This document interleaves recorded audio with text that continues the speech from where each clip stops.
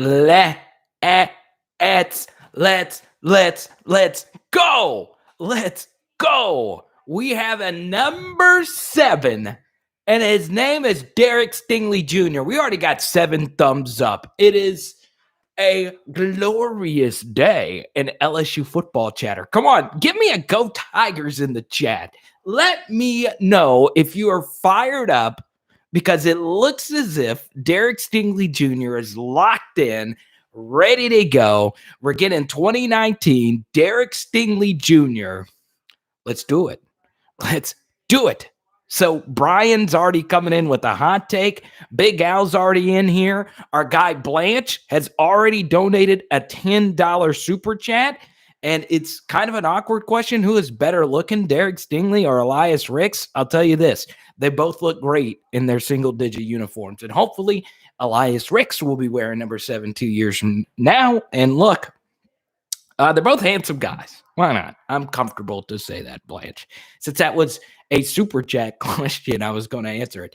But look, I'm so excited. I really am that Derek Stingley Jr. is in this position to where he's able to be this number 7. And Tyler says he is going to be the number 1 overall pick next season, which I don't know about all that. I don't think a corner has ever gone number 1. I think Jeff Okudah at number 3 is the highest drafted corner ever. And then Denzel Ward was number 4, I believe. And Patrick Peterson was number 5 in his respective draft. And I kind of burped.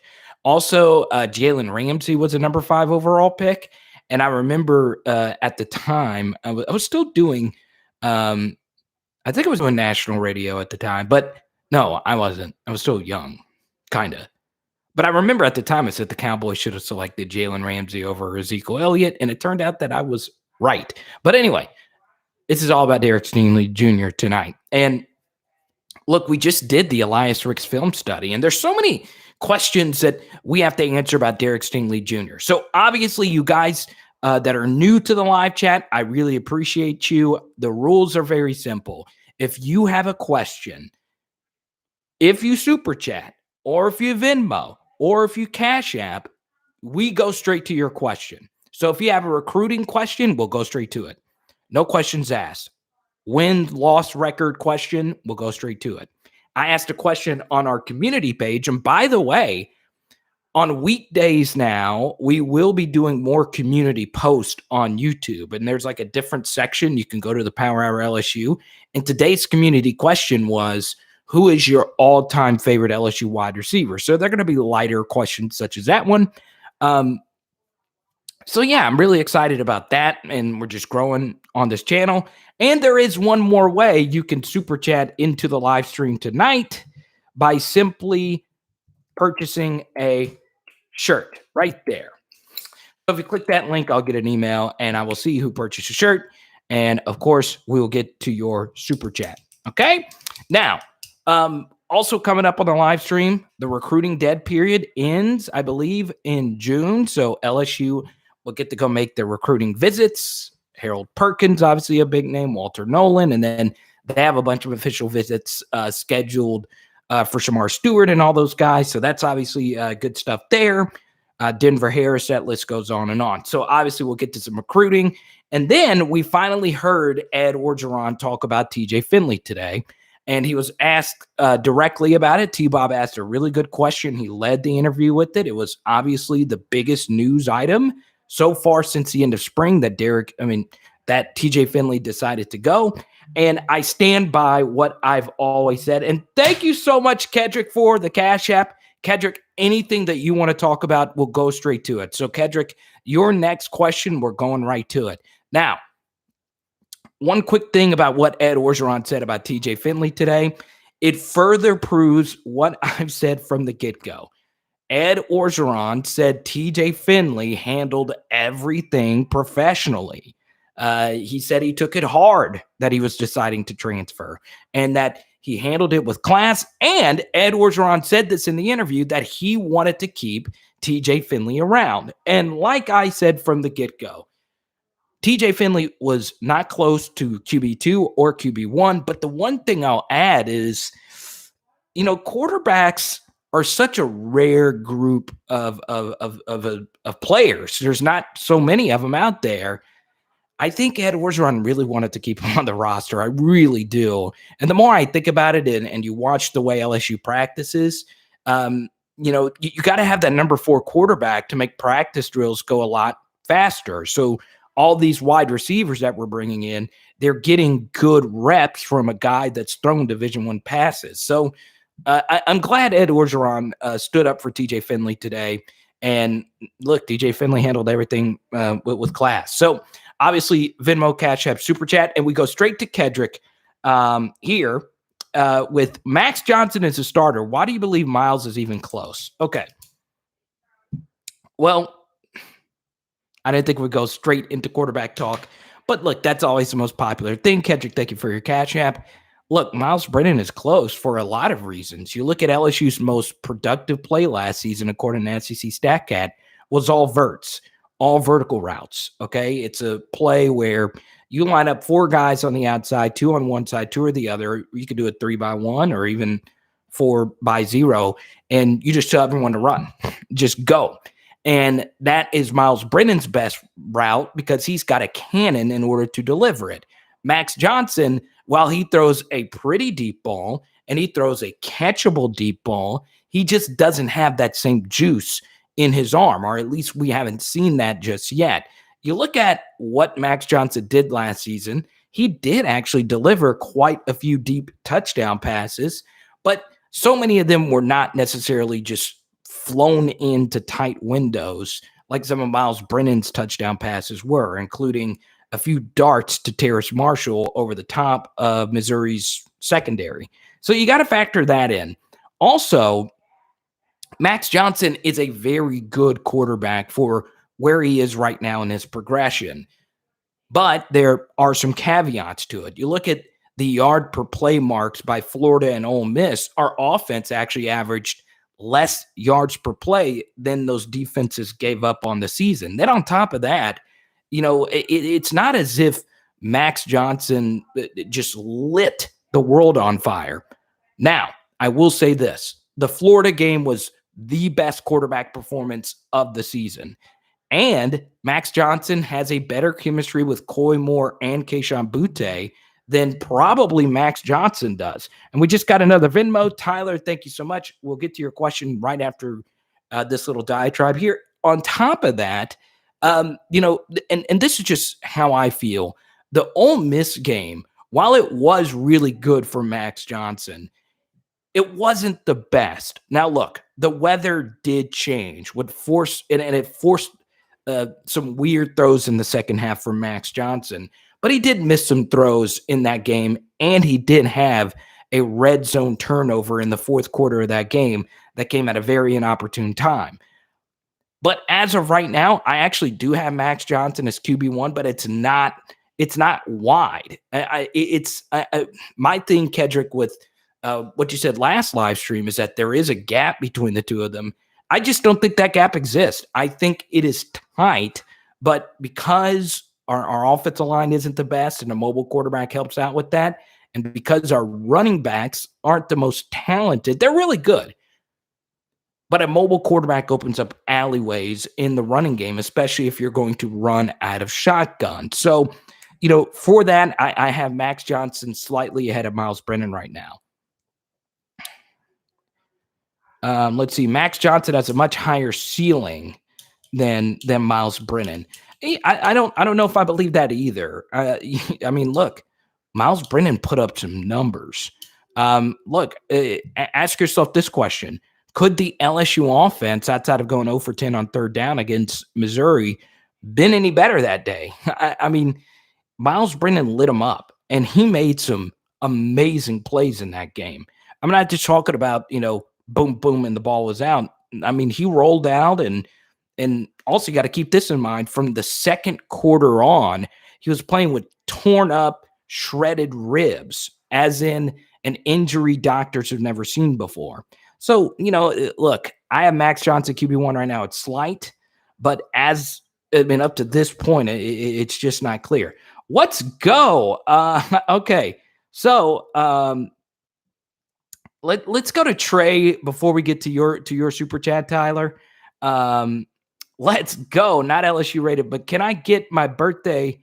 Can I get a birthday shout out for my daughter? Yeah, for sure, Trey. If I get a little weird about this because um, I want to preserve everyone's privacy. But I would just say Trey's daughter. And Trey, I know you fairly well. My anthropology teacher, Trey. Trey, I want to wish your daughter a very happy birthday. I also know, and I was going to save this a little bit later. Trey, I also know your daughter loved Boog, and that meant a lot to me. So yeah, Trey's daughter, you're the light of Trey's life. I know it's kind of emotional in the early portion of the stream, but Trey, I know you're a good dad. I know your daughter watches a lot of our stuff, and we appreciate her. We appreciate Young Tigers here, and anybody watching with their kids as well. So that's really cool stuff. What's up, Paris? Welcome. So yeah, R.I.P. Colt Brennan. Yeah, that was pretty sad today. So Trey, let me know if that's a good enough birthday shout out. If not, email me and I could send you a personalized one for your daughter. I'm certainly happy to do that. And I will say we do have some news as far as a potential new dog. I didn't want to spill the beans at this point, but we're in discussions right now. So let's go to Johnny. We got a few Venmos here, so let's get through these really quickly. I appreciate all your support, guys. I was able to be on the phone with one of you guys a little bit earlier. Already got our extra small shirt. There you go. So let's start with Tyler's super chat, and then we'll go to Johnny. There you go, Trey. I appreciate that. I appreciate your dog. I appreciate all our young PHL fans. If Stingley was allowed to come out after his freshman season, okay, this is a juicy question right here, Tyler, and I love it. Okay, let me make sure I read this correctly because I like these deep questions. If Stingley was allowed to come out after his freshman year, Ryan Clark said he would have gone above Jeff Okudah. Do you agree? Stingley, the GOAT. So, first thing is whenever you take these kinds of questions, there is a risk that you run off viewers because this is like a hypothetical question. But I do enjoy these type of questions. This is what I love. And I don't know about you guys. I love discussing deep questions such as this one. I like hypothetical questions. So, Tyler, let's first go back to Jeff Okudah, okay? He was a really good corner. Now, was he like a can't-miss cornerback prospect? You know, I thought the Lions reached. I really did. And I said it at the time, and I'll say it again now. The Lions could have had, Justin Herbert, and they went with that. And this was a Lions franchise that had an aging Matthew Stafford on their team. I don't understand why they didn't go Herbert or even Tua, even though I don't like Tua as a pro prospect.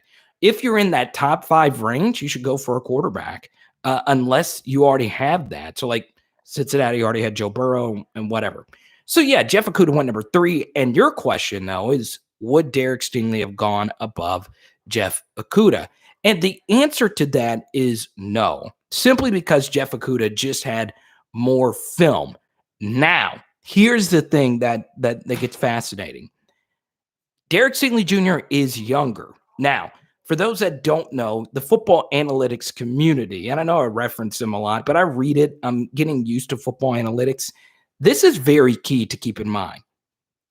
One thing that they look for an NFL draft prospect is your breakout season. So they think, and they've shown that the younger you break out as a player, the better you'll be in the NFL. So that's why Jamar Chase was really drafted higher than Devonta Smith.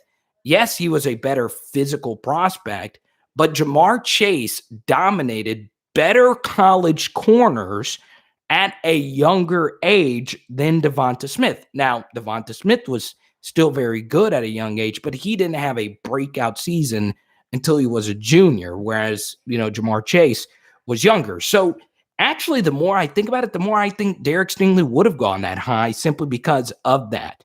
Now, what would have concerned pro scouts, and this is what concerns them now, is in order to be a corner at the NFL level, they want to see a little bit of alpha out of you.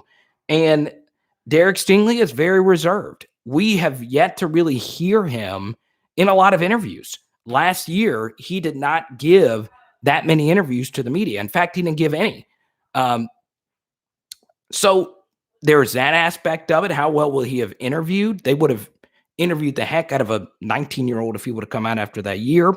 Now, we do know his dad obviously gives the best interviews, probably out of anyone in Baton Rouge media. He's always very illuminating and shares a lot of good info. And, he's got NFL genetics because his dad was, of course, a great pro defensive back himself. And he's also a coach. So all those things would have gone in his favor. It just would have been crazy to draft a freshman, but I think most teams would have done it. Now, as far as Derek Stingley Jr.'s draft stock going into next season, and Tyler, let me know if I'm answering your question good enough here. Let me read some of your responses. Let's see. Not to mention, Coach O said if Stingley was allowed to play in the bowl game when he practiced with them before UCF game, he would have as a high schooler. See, that's true. So, yeah, Stingley's breakout season, he had one of the best true freshman seasons at any position ever. Now, this is where the knocks are. Obviously, the interview thing is something that would be a little bit of a red flag for NFL evaluators. I am lucky enough that when I was a press member, I always was sat on the back row, and it would always be me and the NFL scouts. And like all the other big reporters at the Advocate and whatever, they would get the better seats in the front, and we'd be at the back of the press box, and I'd be there with the NFL scouts. And I loved that because I would ask them, what are you looking for? Why do you fly all the way when you could just watch them on TV? And they say what they look for is leadership. They look for things you can't pick up on camera. They look to see how the prospect reacts to teammates, how they celebrate with teammates, and all those different things. And Derek Stingley Jr., by all accounts, is a great teammate. But this is something that we brought up earlier in our Derek Stingley Jr. initial response. How are you as a leader? So this would be a major red flag for teams. They always look to see if you're a team captain. That's a big deal for NFL teams. And Derek Stingley Jr. is not on the leadership council. And this is according to that photo Ed Orgeron tweeted out at the dinner. There were no other defensive backs there, so maybe the DBs were doing something else. I don't know. But Corey Raymond was there. Anyway, so they tweeted out the leadership council photo, and Derek Stingley Jr. was not on it. And that would be also a red flag for NFL teams going into next season. Not a big one because there are no other character issues with Derek Stingley Jr. So, that would be something else that an NFL scout or evaluator or GM would like to ask. So, yeah, he's not going to go out of the first round next season. He's going to be a top 10 pick. But that is a thing that they will ask about. They'd be like, wait, hold on. He was arguably the best player on your defense in 2019, but he's not a leadership council member in 2021. Why is that? And NFL, dude, they'll come up with any excuse to not draft a player. And it's wild. It's wild how deep they go on this. Something else is Derek Stingley Jr. has struggled against Alabama. And obviously Alabama is our toughest team every season. And look, both the Alabama games just weren't good. They simply weren't good. And there was, even though he had all these injuries, and that was a big reason why he had regression, there was the regression last season.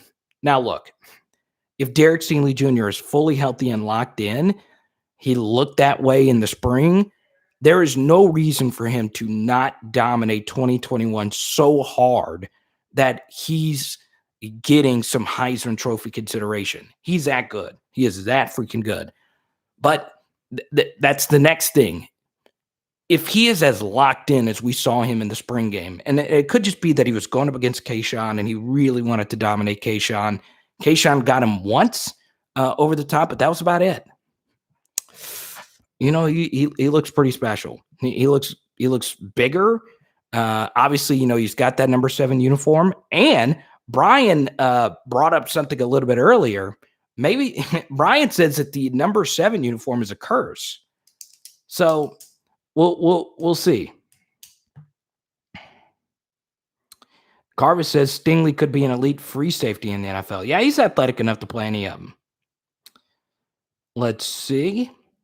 So let me know if that answered your question, Tyler.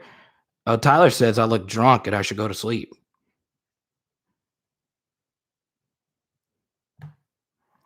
We're still in the Max Johnson, Myles Brennan thing. You see what you did, Kedrick? You see what you did? You super chatted that question. Tyler thinks I'm drunk, even though I'm drinking high-quality H2O.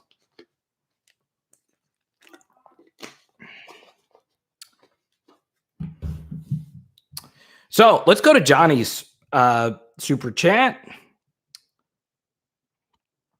Okay. Do you see Nuss starting year 2? Coach O kind of spilled the beans in the OTB interview. So, Johnny, I would like, was it at the end of the interview? No, it would have been at the beginning.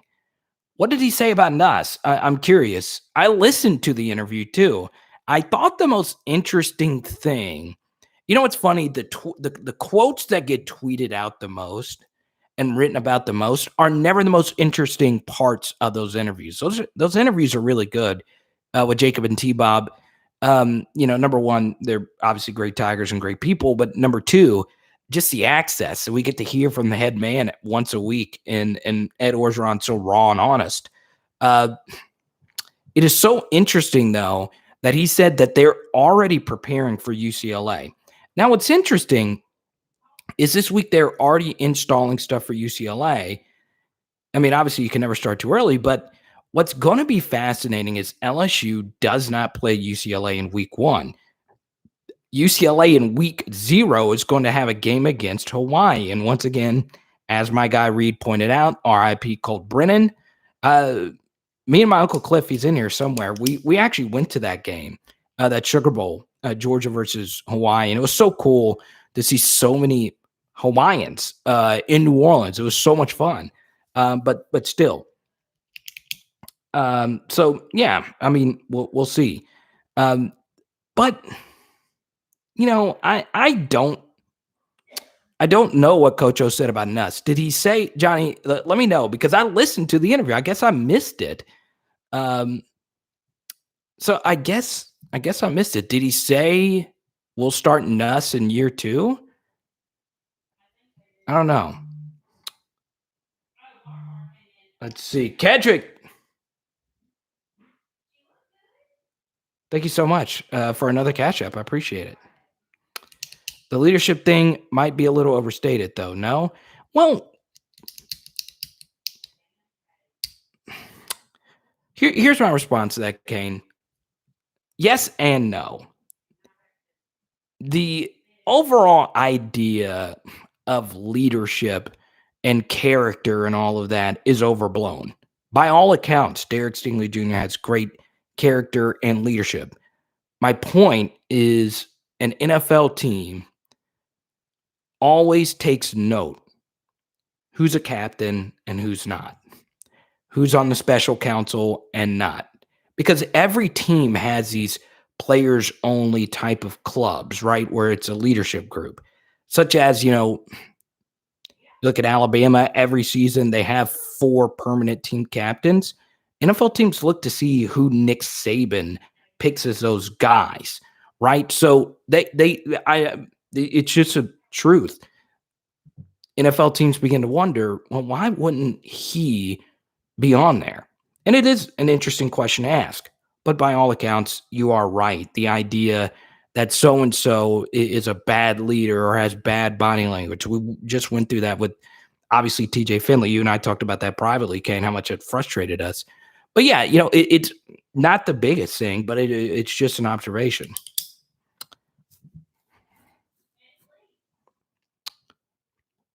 Okay, yeah, Mo Funky, that's the part I heard. But I'm reading Johnny's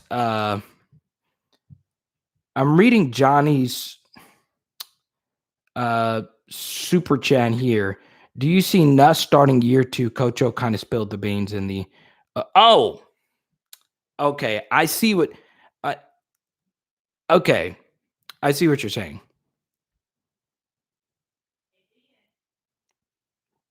Okay, let's go to Canes real quick, and I'll go up to Johnny. Carter, that's what I'm saying. Isn't NFL teams claiming they look at that overstated? How many of these years first rounders, captains, and leaders? I'd have to go look, Kane. But I'm just sharing what scouts have told me in press boxes and what I've read. Once again, I wouldn't steer clear of drafting Derek Stingley Jr. because of that. But it's just all it is just an observation. WME, everyone, welcome WME. He's actually a former walk-on. Steven, good evening. Let's see. But yeah, Kane, I don't. Full disclosure or full honesty, I don't think it's a red flag. I don't think it's anything, to fret about. But this is what former LSU players have told me. It is so key that your best players are also some of your best leaders. This was something I always found fascinating. Is when players talked about Tyrann Mathieu, his teammates, they never talked about like how crazy he was as a player. They always said Tyrann Mathieu is the best leader I've ever been around. You believed that guy was going to show up and show out and give it 1,000% every play. So yeah, give me Bonafide. But yeah, I think this is a big year for Sting. I really do. And I think he takes that next step. I really do. I think he could be even better than what he was in 2019. And look, maybe one of the best things for LSU was that 2020 was a rough season for him.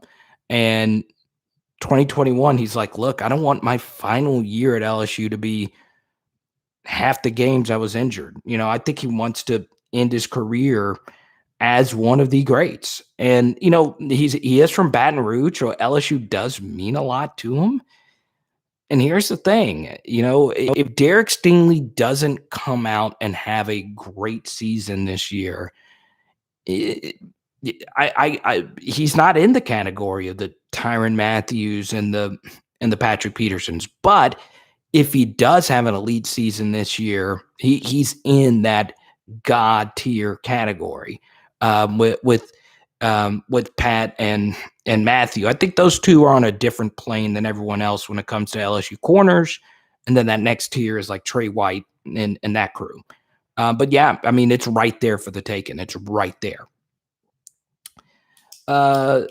Here's Tyler. It's going to be a tough year. And Tyler, thanks again for your super chat. Blanche, thank you so much. Here's Blanche. Defense needs to put Sting in a position to ball out. Yeah, well, just put him at corner. Let him do what he does best. Since we're on the topic of Sting, I really hope he doesn't play offense. I really hope that they just destroy that idea.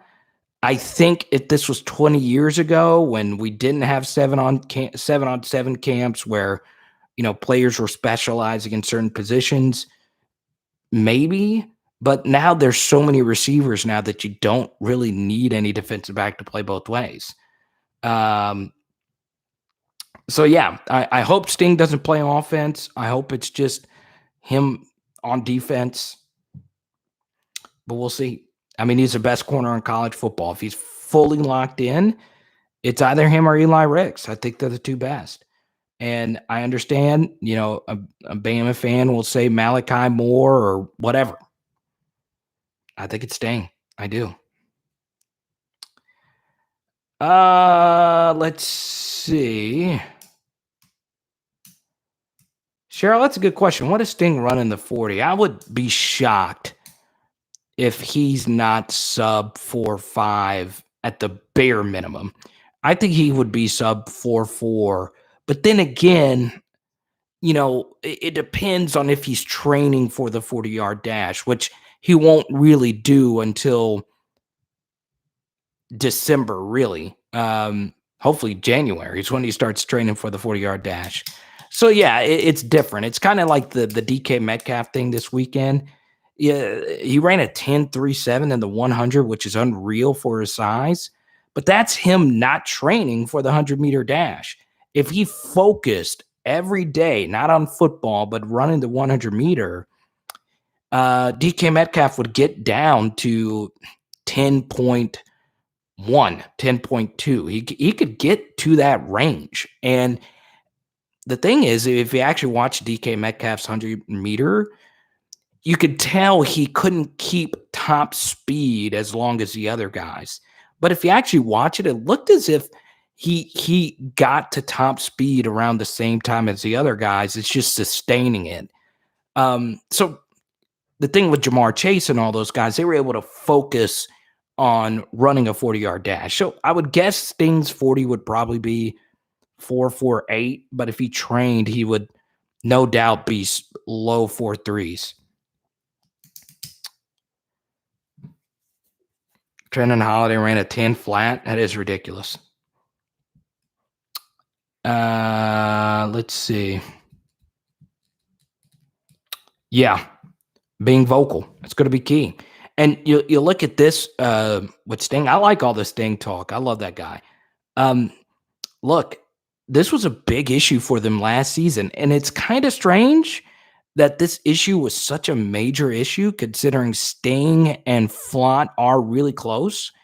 They just did not communicate well at all. And what teams would do is they would run patterns where they would cross up the receivers, and Sting and Flott would run into each other, and we would get scored on that play a lot.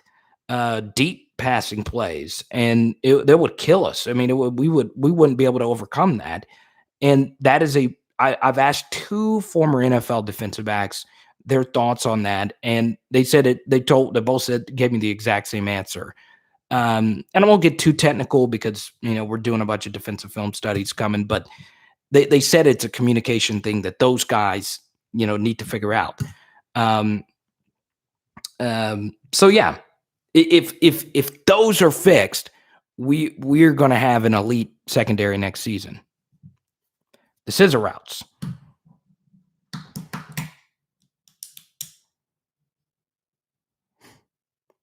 Yeah, you see, Max, that's what I'd say too.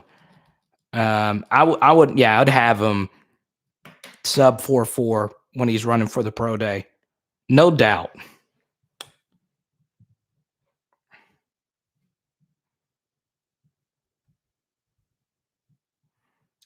So, Johnny, I didn't answer your question as good as I could have. Do you see Nuts starting year 2? Coach O kind of spilled the beans in the interview. Let me, let me read your comment from a minute ago, Johnny, so I can follow up on it. Johnny, I hope you're watching with the girlfriend tonight. We say hi to Johnny's girlfriend, Gail. His reaction to T-Bot's question about a spring day was he's good, but not ready. With the chuckle, he gives you hints in the interviews. Okay, so all right. So look,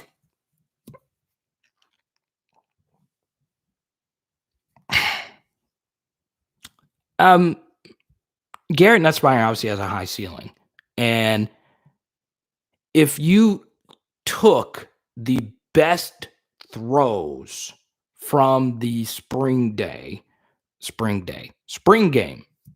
and you took the 3 best throws that Garrett Nussmeier made, Max Johnson made, and Myles Brennan made, the 3 best throws that Garrett Nussmeier made were better than the other 3 best throws that the other quarterbacks made. Okay? And once again, we don't want to take too much away from a spring game, but some of the plays Garrett Nussmeier made in the spring game are plays that Myles Brennan definitely can't make. And it's not just a mobility thing. It's a scramble, buy extra time kind of thing. And some of the throws that Max Johnson made were really good throws, but Nuss has some pop to his game. I do see a higher ceiling for him than both Max and Myles. Now, once again, this live chat always leads to this, and I know quarterback talk can take over every single live chat from here into eternity, okay? Which is why I promote, and you'll notice this, I promote Eli Rick's film study a lot. I spent a lot of time on it a lot because what happens in football is that we focus too much on the quarterback position. It is true. It is the number one position for a reason. If you're not great there, you're not going to win. And that's even more so a case with the passing rules that we have now. You can't hit quarterbacks anymore. So, yeah, quarterbacks are everything. It's 90% of your team, your franchise, or any level. But I don't like that, okay? And I think a lot of you that watch this channel, you don't like just quarterback talk either, which is why we do, Eli Rick's films, especially at LSU, when 90% of the best players that have ever played here are not quarterbacks, okay? If you're listing the 100 greatest LSU football players of all time, how many of them are quarterbacks? Not many. Burt, J. Russ, and Burrow are the only ones that would for sure, and probably Rohan, but those are the only guys for sure that would be, listed as just this elite all time. And Matt Flynn, Matt Mock, but still, we were superior at other positions more so than quarterback. This is kind of a new thing to a certain degree. But look, what I saw from Garrett Nussmeier, and that was a little side diatribe, what I saw from Garrett Nussmeier was so good. It really was. Whether that be throwing a bullet to Jontre in a tight window in the first half, and Jontre ended up fumbling. In the second half, rolling out to his right, throwing the ball behind Kayshawn so he wouldn't get hit while, rolling out in a tight window.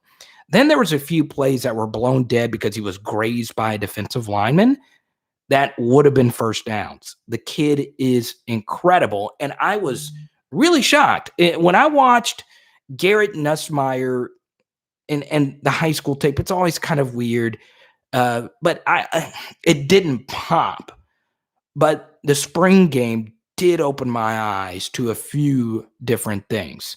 So it's very interesting. So, Johnny, with another super chat. So, Johnny, thank you so much for the Venmo. I really appreciate it. So let me know, Johnny, whatever you want to talk about. Steven wants to talk some recruiting, 17 official visits scheduled for June. That was pretty cool to hear Ed Orgeron talk about that. It's interesting, Steven, that you say 17 official visits. So, a lot of those are 5-star guys. So, Shamar Stewart's a big one there. But what's fascinating is LSU's already done half the work for this recruiting class. We're already at 15, 16 commits? 12, 13, somewhere around there. And that's with some guys that already decommitted in this class. So LSU has done a really good job for the second straight year to get ahead of the curve as far as recruiting the class. And that is a really good deal. Big Al said that's a lot of crawfish. You're right about that. Okay, let's see. Johnny says here, coming in as a freshman, learning an offense from a high NFL level coach. Yeah, that's true. His dad was a pretty good coordinator. So yeah, it's obviously a big thing. Blanche says, how long will, let me finish up Johnny here for a super chat. Nuss has elite feet and mechanics, and he's learning a Pete's offense as a freshman. Let's see. WME says LSU's greatest QBs from the last 50 years. Jones, Risher, Wickersham, Hodson. Yeah, Tommy Hodson. I didn't mention him. Matt Mock, Rohan Davey, and Burrow. Jamarcus Russell's got to be in there. He's got to be in there. And then, if you want to throw Matt Flynn in there, his 1 year was really good. And, the Miami Bowl game, if you want to throw that in as well. But yeah, Davey, that's what he meant to say, Davey. And yeah, Jay Russ has got to be in there. Jay Russ has definitely got to be in that list. If not, is he number 2 or number 3? He's up there.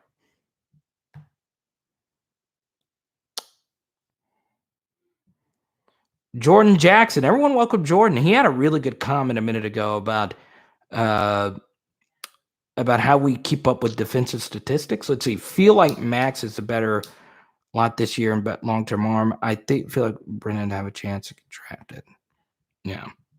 Yeah, Russell and Flynn. There you go.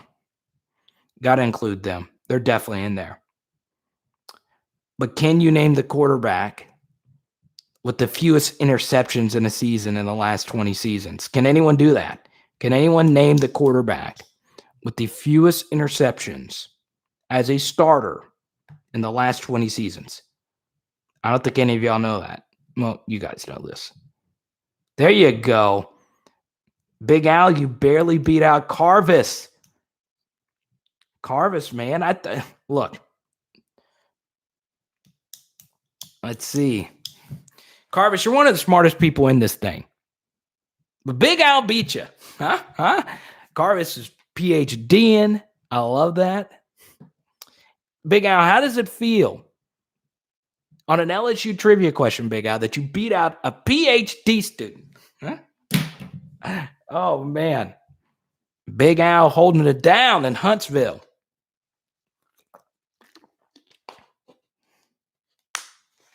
Etling also had the fewest attempts. Second place is just, Big Al is talking trash. I like it. That is some great shade, Big Al. Oh, man. Oh, yeah. If there's no breaking news story, so I was doing this, I was doing the offensive depth chart piece, but the way it works is if there is a breaking news story, okay, I X the piece that I'm going to do for that day, and I go to the breaking news story because that's what everyone's talking about. So I had an offensive depth chart that I was releasing today. It's looking like it's going to get pushed to tomorrow at 5:30. So everyone watching, all 63 of you watching tomorrow at 5:30 p.m. Central, I need all you guys tuning in because I'm actually using one of Carvis's comments in the video tomorrow. So tomorrow at 5:30 p.m. Central, barring a disaster, we will be releasing a new film study. I say film study. We're releasing a new piece, but it is the offensive depth chart. And I will tease it with this. I have one radical position change, radical on offense. So you don't want to miss it. Tomorrow at 5:30 Central, Carvis will make his little cameo in there. Let's see. Roger coming in late. Danny Etling.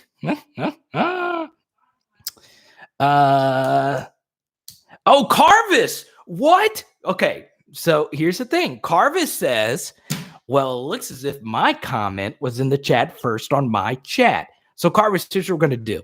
Okay. I because both of your comments came in at the like a split second. It's kind of like, you know what this feels like? It feels like when NBA breaking news is about to come out and you look to see who broke the news first, Shams or Woj, and you look at the second mark on Twitter. You look at that. So I don't get an opportunity to see the second mark here, to see who actually won the trivia there. That is so great. Oh, man. Okay, so Matt says Big Al was number 1 on his. This is getting crazy. This is getting crazy. This is getting crazy.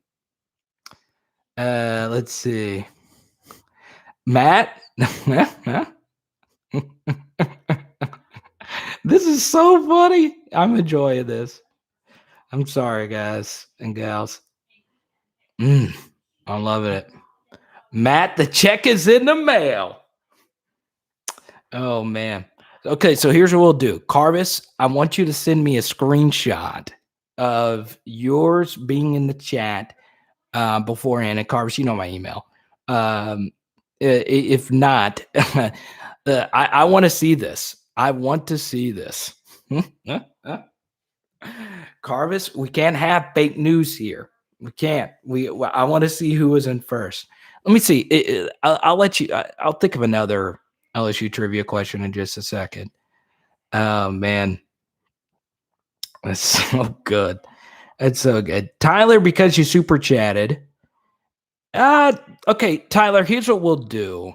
I always say after an hour, I'll take off-topic questions. So Tyler, I will answer that a little bit later. And I know you super chatted, so I give you a little more leeway because I get a lot of questions outside of LSU football about the Tim Tebow to the Jaguars. So once again, Tyler, remind me here in about 15 minutes. I'll be happy to answer that for you. Let's see.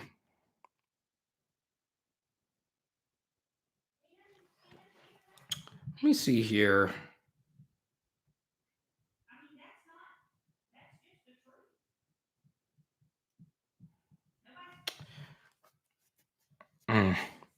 LSU board chair said South Carolina has been hotly pursuing keeping William Tate, the new LSU president. Very interesting. Reed says Tim Tebow needs to quit. Interesting. Let's see. Unless you guys want me to go to Tim Tebow chat, I feel like that would just run so many of you guys off if I just started talking about Tim Tebow.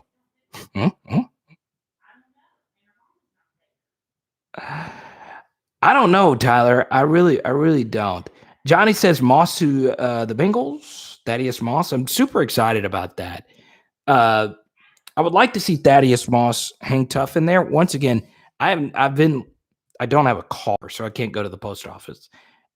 I'm still got to mail your stuff out, Johnny.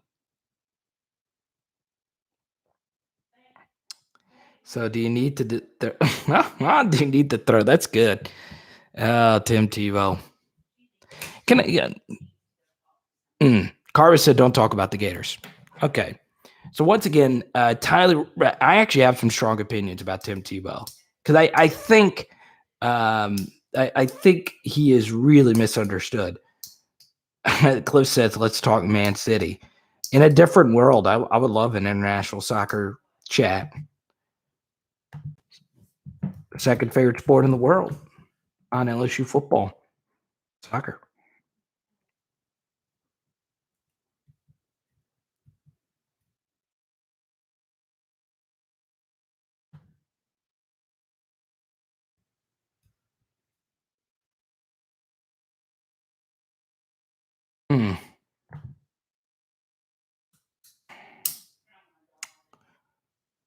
Let's see. Cincinnati's got a few Tigers on the roster. Just a few. Just Ohio in general. How about that? Ohio gave us Joe Burrow. We decided to give them Jarvis Landry, Grant Delpit, Odell, Jacob Phillips, Greedy Williams, and Cincy. Andrew Whitworth for a long time, not anymore. And then Burrow, Chase, and Shelvin.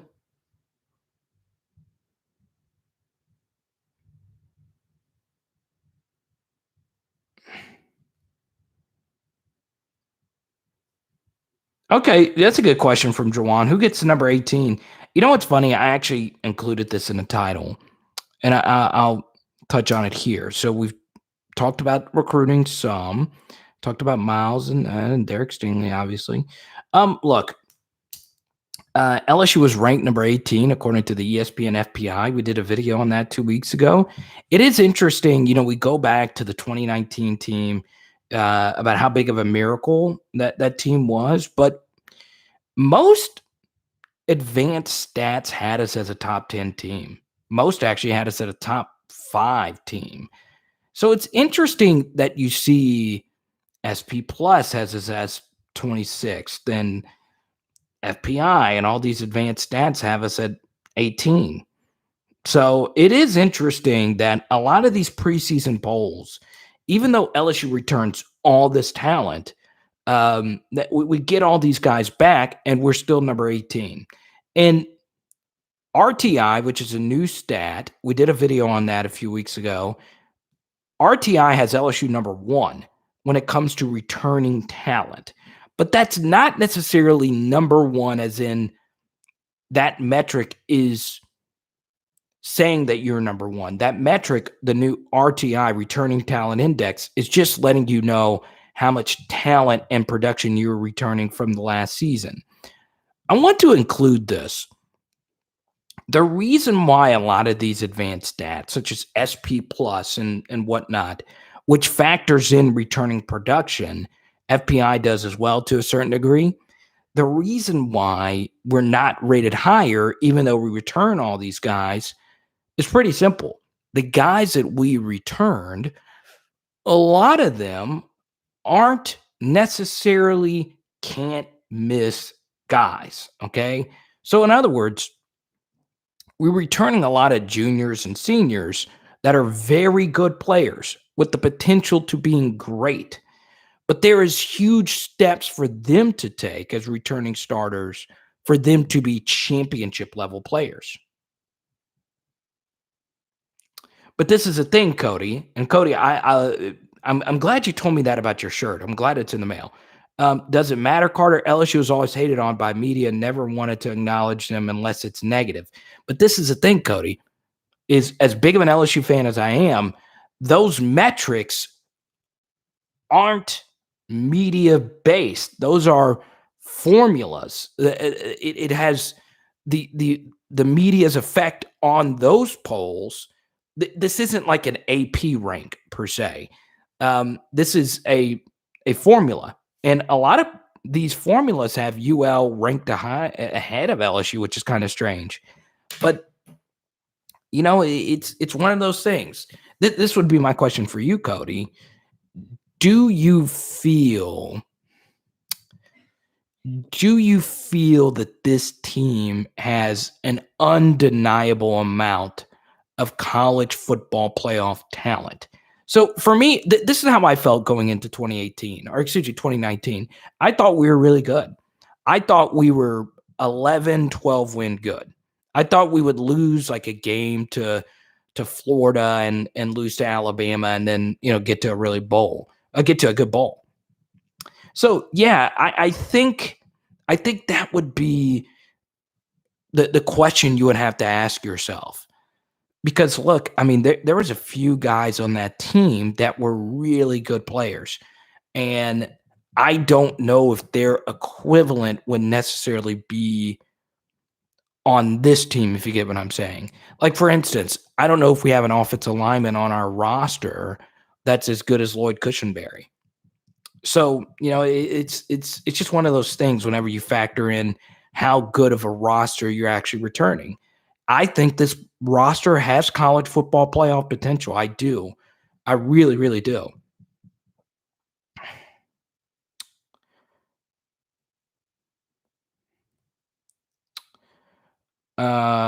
Let's see. LSU are the Cowboys on the NCAA. I wish I could make that make sense, Whitney. But welcome to the chat. Paris says the Todd Harris injury.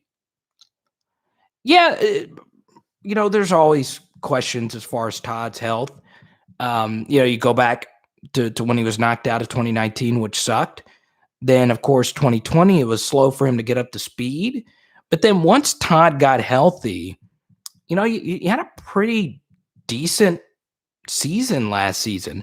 Now, the Mississippi State game was so bad.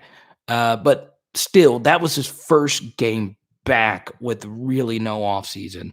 So, yeah, we really need Todd Harris to be big. One thing to keep in mind, and these plays kind of get lost in translation. I'm glad you brought him up, Paris. Todd Harris made a huge open field tackle against Florida the play before Eli Ricks' pick six. So, in other words, that iconic play that I did a 20-minute film study on didn't happen unless Todd Harris stuck a running back who was unblocked to the second level in his tracks. It was as impressive of an open field tackle you could see from a safety. So, yeah, I mean, Todd should be entering this season with a ton of confidence. He's got pretty decent ball skills, all things considered. And we've seen him step up in the box and make plays as a safety. He's experienced. This is a big year for him. So, yeah. Let's see. We're not quite at an hour, Johnny. I'll comment on Will Wade in a second. Mitch says we are the Penn State of the SEC. That's not a good that's not a compliment, and I don't know if that's necessarily a good comparison. I'll leave that at that. Here's the thing. I don't, and this is what I said last week when I was bringing up Mississippi State's issues from the bowl game. Whenever I bring up morals, LSU has no leg to stand on when it comes to morals. And I don't like comparing bad moral things to other bad moral things because ultimately evil is evil. So I'll leave it at that. But I don't know if I'd go as far as that. But yes, I'll go to Carvis's comment when healthy. Todd Harris has good ball skills. Absolutely. Steven, you got called out. Who'd you get called out by? Oh, you said the Saints love the Ohio State? Yeah, it's true. It is kind of weird, right? I think that should show Stevens hitting Rodgers in the championship game for motivational purposes. That he did. Yeah, that was such a huge hit. And, it was if I was Amari Rodgers, I would have gone up to Trevor Lawrence and punched him in the face. That was such a bad throw. And I know Trevor Lawrence was off platform, but it wasn't the toughest throw. It was a hard throw to make, but to leave your guy hanging and to get that hit that hard, because here's the thing, receivers don't have to worry about getting cleaned out like that anymore because of targeting. So if you're Jacoby Stevens, you do run the risk of your head accidentally grazing him and they call you for targeting. Man, that's one of the hardest hits you'll ever see, especially in the modern day. So yeah, that Jacoby Stevens tackle was fantastic. Now, what's very interesting about Jacoby Stevens is I look, and I was talking to a viewer earlier today about this. And once again, I highly recommend over the next couple of weeks, we're going to have some really good defensive content on this channel. The more I watched last year's team, the more I realized how much Jacoby Stevens affected the LSU defense. And what I mean by that is it's not necessarily that he was just bad, but there's a few things to be fair here with. Number one, Jacoby Stevens was not as good in 2020 as he was in 2019. But something to keep in mind was in 2020, his role changed. So in 2019, Jacoby Stevens got to play a box safety and he got to play in passing situations a linebacker role. And when that's the case, you're as a safety, you have more of a feel of running downhill than getting beat deep when on most passing plays and passing downs, you're lining up at linebacker. This was really the case against Auburn. But in 2020, LSU switched to more of a traditional 4-3 and 3 down linemen and not as much exotic, position switches and substitution patterns. So Jacoby Stevens had to be a really good deep safety on all 3 downs, and he just wasn't that. I was reading what some NFL scouts and reports. Lance Zierlein had a really good detailed report on his thought about Jacoby Stevens. He was a little thick. He wasn't the same level of player. Now, I'll say this: the pro day, he looked fantastic. Ran really fast at 4.52. The vertical was unbelievable, but the 2020 tape just was not good for him. Now, a lot of that is Bo Pelini's defense, but there was just some regression. And look, that is not out of the question. There are very few elite LSU defensive backs that crescendoed their career, as in they gradually got better. There's so many defensive backs that had an amazing season and then the next year had a precipitous decline or just some natural regression. Okay, so Greedy Williams went through that. Sting kind of sort of went through that this past season, but a lot of it was injury. So it wasn't out of the question that there was some regression there, but factor that in with a lot of other inexperience, it just created a snowball effect of how bad we were defensively. Yeah, Carvis, I agree with you. Okay, Tyler says 2019 LSU versus 2020 Bama. What's the score? That's easy for me, 2019 LSU. Because the 2019 Bama team was actually more talented than the 2020.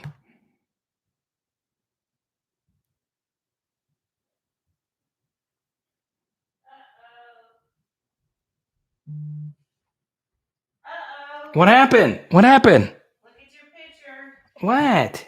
Uh-oh. The spaghetti sauce went everywhere. What did the spaghetti sauce? Look at your picture. What did you do? The lobster wrap for tonight. There's not any in there. I hadn't boiled the water. That's just the sauce. The sauce? I was dealing with drama. Whose drama? Oh. Baby, do you want to tell them our big news from today? I've been crying. I can't. Just tell them. It'll make them happy. What do I say? Just say the big news today. Y'all want to know the big news? You can tell them. Well, go ahead and say hi so they can see you've been crying. It's been an emotional day for her. Everyone say hi. Hi. Come down and say hi. Say hi to everyone. No, he's not going to be a dad. Blanche thinks that. Go on ahead, Dan. Come on. Well, she might. I'm kidding. Joke. It was a joke. Just tell him, babe. Just tell him.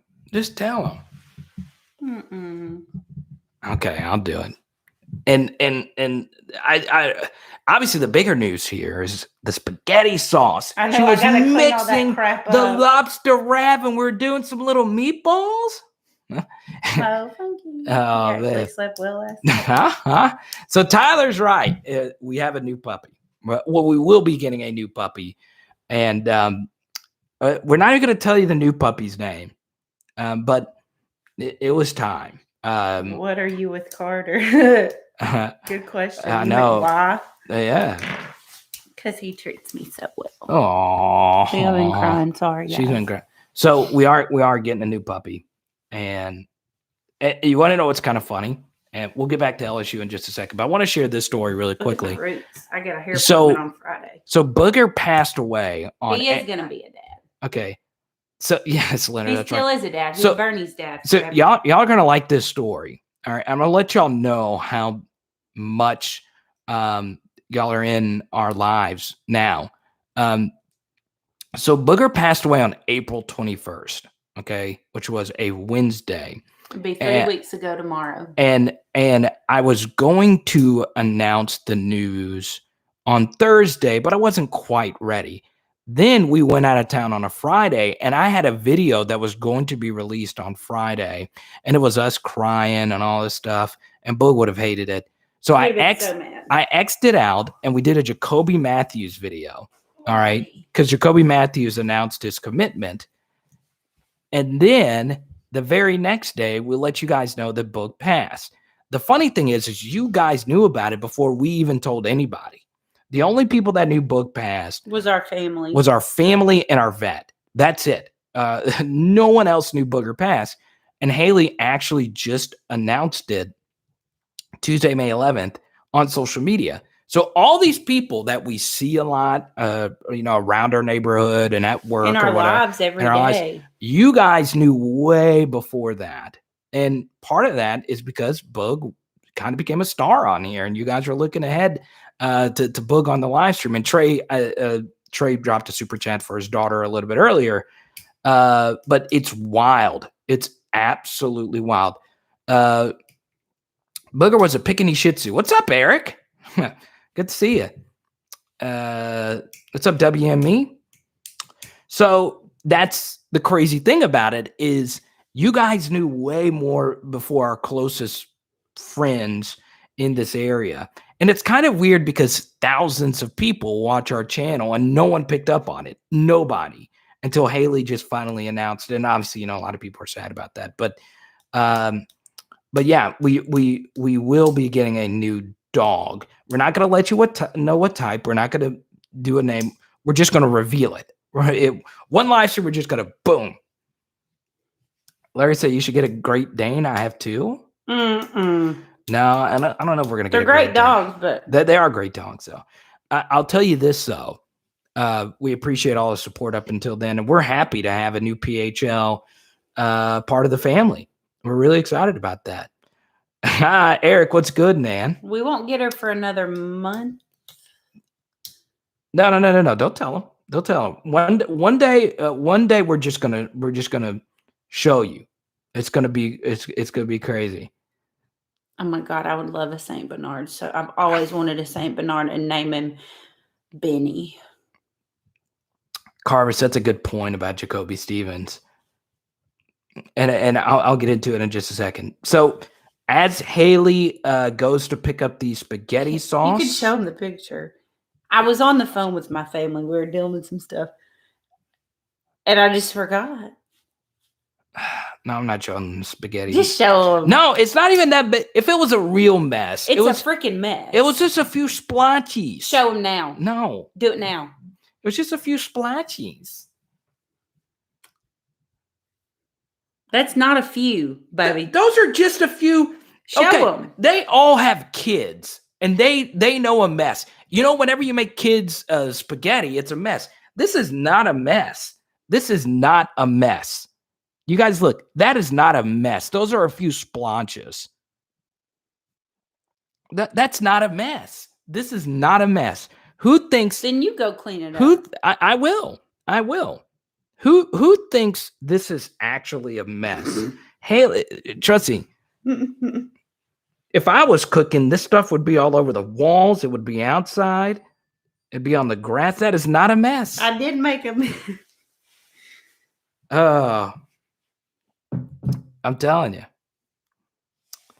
Cooking trays. Spaghetti is made for the messes. Exactly. On a scale of 1 to 1,000, when it comes to spaghetti messes, that's probably a 9. It's probably a 9. It is a mess. It's not. Yeah, my son would have done worse than that. Carvis, I didn't know you were dad. That's cool, man. I did not know that. Have you revealed that to us, Carvis? You got to let us know. Especially, Carvis, since you're going to be on our offensive depth chart piece tomorrow. By the way, offensive depth chart releases tomorrow at 5:30. Kareem, we're talking about dads with their kids that watch the channel. Everyone say about it. Hey. I'll be back after a while. No, you did. And our new baby. No. Don't. I'm not gonna do it. You see, Brian, exactly. That is not a mess. That is not a mess. And you guys gotta understand, I'm messy, okay? And I'm super hairy. I shed all over the place. I'm dirty. I'm awful. Haley is OCD. Okay. We had some friends from DC who came and stayed with us, and Haley would not let them like the sheets weren't. It was her best friends from DC, and the sheets weren't made on the bed. Haley had to be the one that put the sheets on the bed. It was Haley. She was the one that had to put the sheets on the bed. So it's like, hey, Robert. Everyone say hi to Robert. Robert, I feel like you and we talk a lot. Robert, one of our most loyal PHL viewers. He is currently fighting cancer like a beast. Everyone say hi to Robert. I need a round of applause for Robert. We got to be with him, PHL Nation. So Robert is a Christian. I know we all practice different faiths in here, but if you are a Christian, Robert would, of course, appreciate your prayers. I've been praying for you, Robert, Haley, and people that I know that are real prayer warriors. So yeah, round of applause for Robert showing up. I didn't think Robert was going to be making it tonight. And Robert, I know a lot of the personal pain you're dealing with right now. So we're just spreading that PHL, that LSU football love, Robert. It's been a positive day in LSU news. Derek Stingley Jr. getting that number 7. So Big Shot Bob. I love that nickname right there. Honoring the great Robert Ory. That's good stuff. Harvest. Yeah, man, my son is 7. We was working on some QB drills today. Point guard in basketball, defensive back or quarterback in football, hopefully a future Tiger. There we go. Robert Carvis, you need to email Austin Thomas and say you could be the first to offer class of what would that class be? If he's 7, then he would be 18, so he would be the class of 2033. That's kind of weird. Yeah, this is Austin Thomas looking for a Carvis, trying to offer a class of 2023. Or Robert, I've gotten to know you pretty well. I know you don't like the attention being on you, but I wanted to do it just that time for you. Jared, thank you for that super chat, man. I appreciate you. First super chat since Blanche. Obviously, we've gotten a lot of Venmos and Cash Apps, so I appreciate that. 2032. Man, how cool was that, right, Creek? We did a video on that. I think you saw it. Yeah, that's so cool, Creek. It's just good to see father-son love like that. There's nothing quite like father-son love. I understand not all of us were able to grow up with your dad. For those that are lucky enough that got that opportunity, this is the only brag I'll ever make on this channel. Okay, is me and my dad have gotten to go to each and every one of the LSU championship games in the Superdome. So 03, 07, 011, and 019, that could never get taken away from me. Never. It's my favorite moment. And my life will never be better because I was with my best friend. I was at those games. So to all the dads that are in here, Kareem, obviously one of our super dads, Trey, one of our super dads, Carvis, one of our super dads. It's cool stuff. It's really cool stuff. All the cool dads. So Tyler, okay. So it is Jared's super chat. So Jared actually gets to pick the topic, but Tyler, there you go, Robert. Boom, right there. Thank you, Robert, for that super chat. Wow, that's really cool stuff. So Robert drops a 50 burger, and we're gonna be hanging out for a while, guys. No, I got to tell Haley, I can't come clean the spaghetti up or whatever it is. That's really cool stuff there, Robert. Boom. That's to help clean up the mess. Oh my goodness, that's so great. What's going on with you, Kareem? How's your Tuesday going? How's the little one? Jared says no topic. There we go. And Robert's laid back too. Okay. So here's what we'll do. All right. And Tyler's asked me a few times about the Tim Tebow opinion. Look, I'll keep it brief because I feel it's a little sacrilegious to talk about a Florida Gator on here. But I'll say this. I was actually in school when Tim Tebow came to LSU in 2006 or 2007. And that was his sophomore year. It was his first year as a starter. And the Tebow mania had kind of already started. And what happened was Tim Tebow's phone number was given out, and all of us students were calling Tim Tebow's voicemail. And his voicemail filled up, and he got cheered and jeered and all those things. Look, Tim Tebow was JJ Redick times 20. Like, the hatred towards him is just unreal. Look, this guy's lived a better life than 99% of us. Okay. We each have our own personal happiness, but I mean, come on. He's one of the best college football players of all time. This does seem a little weird, though, that Urban Meyer gets them when there's already going to be a media circus around Trevor Lawrence. I don't know. And then they tried to hire the Iowa strength. Look, Urban, top 5 college coach of the modern era, no doubt about it. But man, it's kind of hard to see this Jacksonville thing working out. Number one, I don't think Trevor Lawrence is so insanely great that he's going to be able to overcome a lot of the challenges in Jacksonville. I kind of hope he does, because I am a big DJ Chark fan. I do have a lot of DJ Chark sports cards that I'm looking to move before the season, and maybe during the season if it gets really hot. So yeah, I mean, we'll see. But I just this Tebow thing just feels so forced. It's so strange. Yeah, it was such a great game. You need help negotiating that lawn care service. It's so true. I'm still kind of angry about this lawn care thing. And here's the thing. I never even had the opportunity to try and mow our lawn. And our lawnmower was taken back.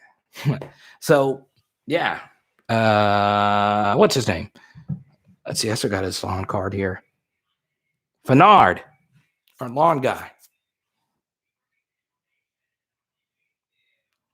Wait, what is this, Steven? What is this? What's the name of this? Uncle Willie Barbecue? That sounds good. Steven, are you in Alexandria?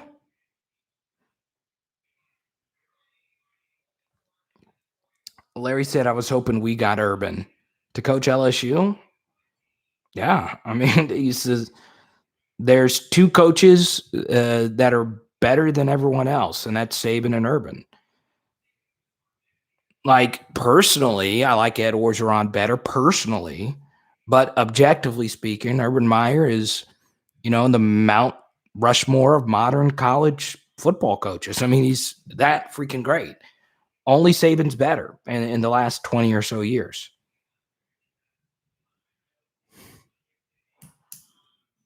I know, Jared. So Robert's donation here is mainly to help with the lawn care service and the new dog. Because honestly, I was fine without getting another dog, guys. I was fine without getting one now. Eventually, I would have liked another one. But, Haley wanted one so bad, and it was just time. Dabo, Blanche, yeah, he's number 3, definitely. But Urban and Saban are still better. Coach O about to be up there. Well, if he wins another title, he definitely is. Yeah, Robert, and you and I have discussed, you and I talked about this last week. Blanche, you did super chat before, so I'll go to your question here. What do you think of Dan Mullen? He's special. He's really special. As a play caller, there's not many play callers that are better. And as an LSU fan, you got to keep this in mind as well. Dan Mullen rips us. It's not pretty what Dan Mullen has done to us. And let's not forget, Dak Prescott tore us apart. So it was so bad. Dak ate us up, spat us out, and Les Miles wanted him to be a tight end. Now think about that. What makes that very interesting, and this is the most indefensible aspect of it, okay? Look, this was 2011. Go look at the 2011 recruiting class, and yes, Dak Prescott was a 3-star, but he was still the highest rated quarterback in Louisiana. Okay. So in 2011, I don't believe we took a quarterback. Up to that point, when you have had such bad quarterbacks, you should just be taking the number one quarterback in the state every single year. And I understand Dan Mullen got to him first, and Dak Prescott was loyal to his word and all those different things. And I understand there's some revisionist history. Well, if we gotten Dak, we would have never gotten Met, and what would have happened to this and that? There's all kinds of shoulda, coulda, woulda. It's kind of like what if the Dolphins would have gotten Drew Brees? Would Nick Saban have ever been in Alabama? And what about Tom Brady and the Patriots and all these things? I understand shoulda, coulda, woulda. But what I'm talking about here is not the end result, but the process. LSU should have been all over Dak Prescott. They should have been all over it. Instead, we were telling a quarterback who was 10 times better than any quarterback we had all the way up until Joe Burrow that we wanted you to play tight end. That makes no sense. If you had bad quarterback play for so long, you needed, and I understand they had Russ and Flynn before that, but you get what I'm saying. If your quarterback room is so bad, you should have just been taking as many quarterbacks as you can until you fixed it. Was Jordan Jefferson bad? No, he was definitely not bad. Nor was Jarrett Lee. Now, he threw a lot of picks, but he was playing before he should have been playing. But the thing is not if a player is bad. That is not the question you should ask. Is so-and-so bad? The question is so-and-so's production, can we improve on that? So here's a good example of this. If I was a recruiting coordinator at LSU, I would look for trends. What are things that we need to do a better job of on the recruiting trail? Well, at that time, I would have said, look, our quarterback play is so replaceable right now. It's so blah right now. We need to every season take as many quarterbacks as we possibly can until we actually get elite at quarterback. And once again, this is revisionist history, but the same idea kind of applies now, but with different positions. So, obviously, the number one position, we always bring this up on live streams, is the offensive line. We got to do a better job of recruiting the offensive line and so on and so on. So I understand that was kind of a break off from the Dan Mullen question. Dan Mullen is who he is now because he got on Dak Prescott before we could, and it changes everything. And it sucks. It sucks that Dak wasn't with us. Now, would he have wanted to come to LSU? Houghton is a small town. It's different, okay? How many great players have ever come out of Houghton? We don't know. So, yeah, it's a little bit of revisionist history, but it's still wild that Les Miles was such a bad quarterback evaluator and such a bad quarterback developer that guy, I mean, you could make a strong case. It's, outside of Cam, then Tebow, then Burrow, Dak might be number 4 as far as SEC quarterbacks are concerned. I definitely have him ahead of Tua. I would put him ahead of Mac. Yeah, I'm trying to think who else would be in that. He's definitely right there.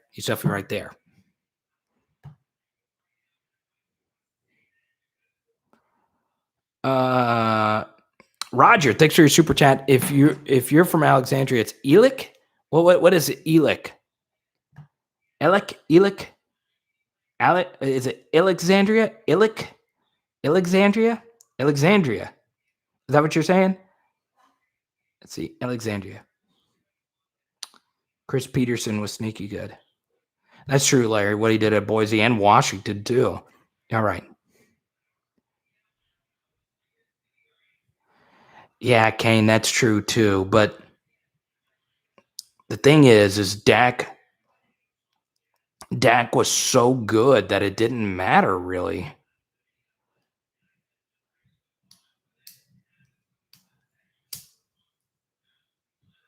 Pronounce Illick. Is it pronounced Alexandria? I didn't know that. Alexandria. Wait, is that right? I've done radio appearances in Alexandria, and I've driven through Alexandria 1,000 times. So it's Elic, Elic, Elic, Alexandria, Alexandria, Alexandria, Alexandria. Is that right? Someone thumbs up me here. Alexandria. Mullen made Felipe Franks look good. To a certain extent, you're right. Alexandria. What is this? Elic. I'm going to Alexandria. No, it's slang. Oh, I didn't know that. I honestly didn't know that.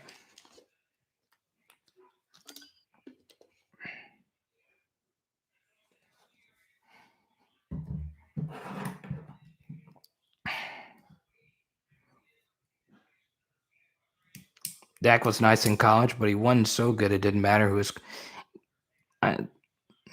Maybe Kane, but this would be my response to that.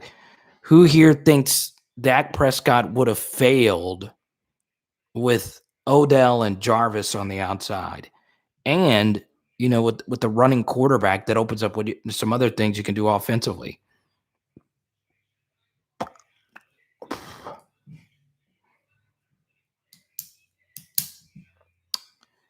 Dak was a Mullen product.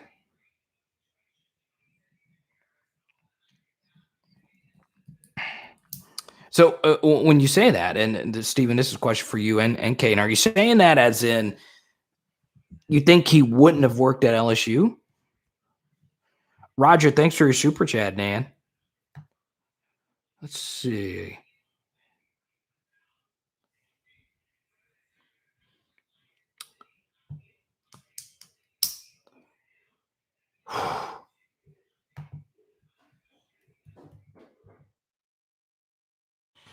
One of you guys sent me this story. What is this? I'm trying to read it now. I don't want to because it's a serious story. The Darius Robertson, his dad. I'm reading it. The fraud here through. So it's the dad. Okay.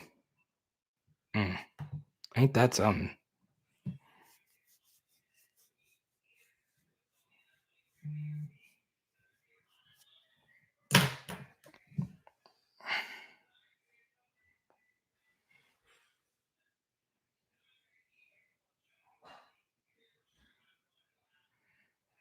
Somebody sent me the zippy sign. Shout out to my guy Trossi.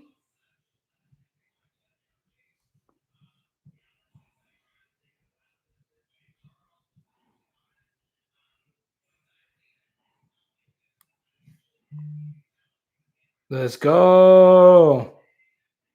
I miss Zippy so much. Call me basic.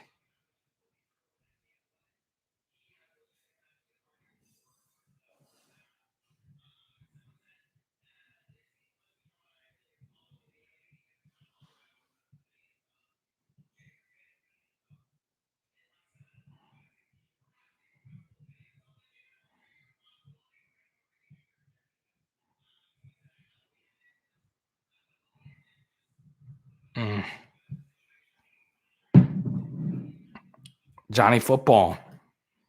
Yeah, maybe Johnny Football ahead of Dak. Yeah, no, I'd put Johnny Football ahead of Dak. So I guess he's QB5 now.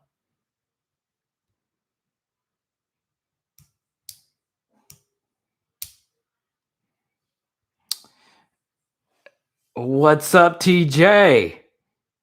Or am I pronouncing that right? Is it Ty J?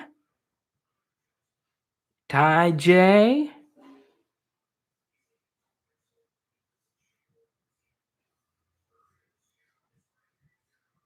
And who's to say if, like, when Dak got to campus, Because here's the thing, if you go to a quarterback prospect, especially a small town in Louisiana, and you go to him, even at first, if you say, I'm recruiting you to play tight end, even if you then say, okay, we want you to play quarterback, I would still fear signing my life away to a guy that could say, hey, we're going to move you to tight end.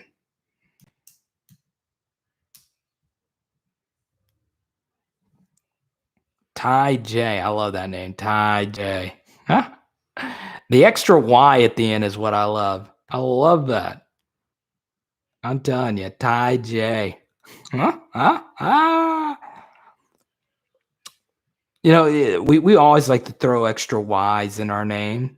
I love that. You know, there was I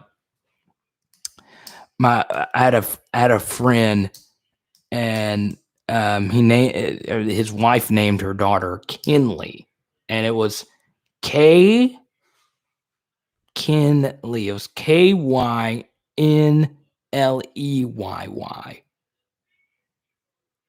That's it's just crazy. I like it, I guess. But Ty J, that is probably the coolest name, Ty J.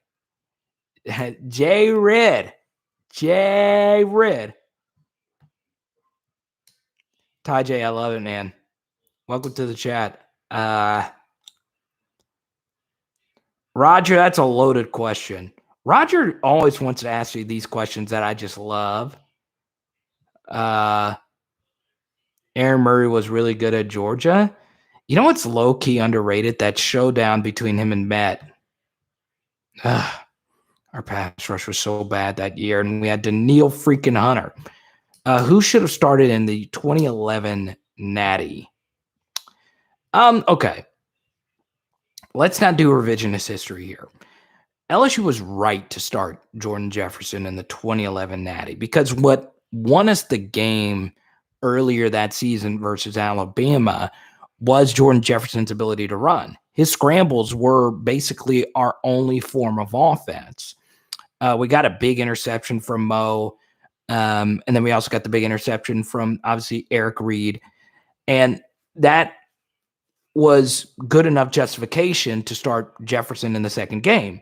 But as Will Blackwell and a lot of people have said publicly, the team was – this is where the T-Bob got in a fight rumors started, okay?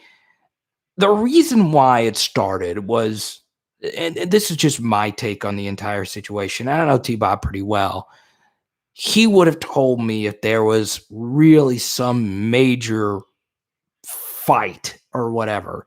However, what I would add is I do think there was a change in how the players felt going into the Alabama game because they knew that the win versus Alabama early in the season was smoke and mirrors. You can't beat a Nick Saban team twice with random quarterback scrambles. So essentially what Nick Saban did in that game was he never called any blitzes. He never did anything exotic. And he told his quarterback to not throw the football to Mo Claiborne or Tyrann Mathieu side of the field. And that is essentially what Alabama did. They let LSU just lose the game on their own with a horrible game plan. And that's essentially what happened. And what I think, as far as rumors are concerned, I do believe that there was a growing concern, not only for the players, but the coaches who are around the team. I covered the team. I was at media sessions. I had sources, all that stuff. And from what I gathered is there wasn't some like major fight or lack of focus. It was just the idea that you're thinking that you're going to beat Alabama again, doing what you did the first time around. Now, you then go back to the 2011 team, and I was looking back at this the other day. What made them so great? Well, it wasn't their offense. You look at the Georgia game in particular. We had maybe one or two first downs in the first half of that game. If Tyrann Mathieu didn't exist, a lot of our offense would have never been jump-started. You look at the Oregon game. Our first touchdown was a Tyrann Mathieu fumble recovery on special teams. The Arkansas game, we were in a 14-0 hole. Tyrann Mathieu punt returns saved us again, and so on and so on. Because we had this explosive defense and arguably the greatest SEC defensive back of all time, we were able to circumnavigate some other issues that other teams wouldn't be able to circumnavigate offensively. But if you actually look, our offense was just so bad and so unimaginative. And look, I think if the right thing was done, if LSU would have played Oklahoma State, they would have won that game. And the way we view Les Miles is so different here. But this is what I try my best to share. And I understand. I've been called a Nick Saban apologist way too much. But Jared brought this up a little bit earlier. Nick Saban is what jump-started this whole thing. Or I think it was Tyler. We wouldn't be where we are without Saban jump-starting this thing in 03. And the one thing Saban does a great job of is, and I know it's cliche or whatever, the process. But when people say the process, what they actually mean is not focusing on end results. So look, Nick Saban is so great at what he does is because his process is constantly changing. He doesn't focus on just winning national championships. That's the goal. But what are the steps we are going to take to get there? Les Miles was the opposite. He was not a process thinker. He was, let's get the result in any way imaginable. And when you look back at that 2011 team, yes, they beat everybody by double digits. Yes, they had the greatest college football regular season ever when it comes to who they actually played and beat, especially when you consider Oregon and West Virginia went on to win BCS bowls. It's truly incredible that they did that with the offense that they had. But this is a key thing. At some point, Les Miles, with the smoke and mirrors, with the 2010 Tennessee debacle, with all these other things, he did get unlucky having to rematch Alabama. But those things happen. What we needed Les Miles to do was say, well, we can't just run power. We can't just run toss dive against these guys again and expect to win. We need to mix things up. And the bottom line is we didn't do that. And that was a big reason why we couldn't cross midfield. However, there was a play that Greg Studwara, the offensive coordinator, drew up. And it's on my old blog, and I drew it up as well, where Jordan Jefferson had a D'Angelo Peterson touchdown right over the middle. They ran all verts against cover 2 Alabama. They doubled Ruben Randall on one side.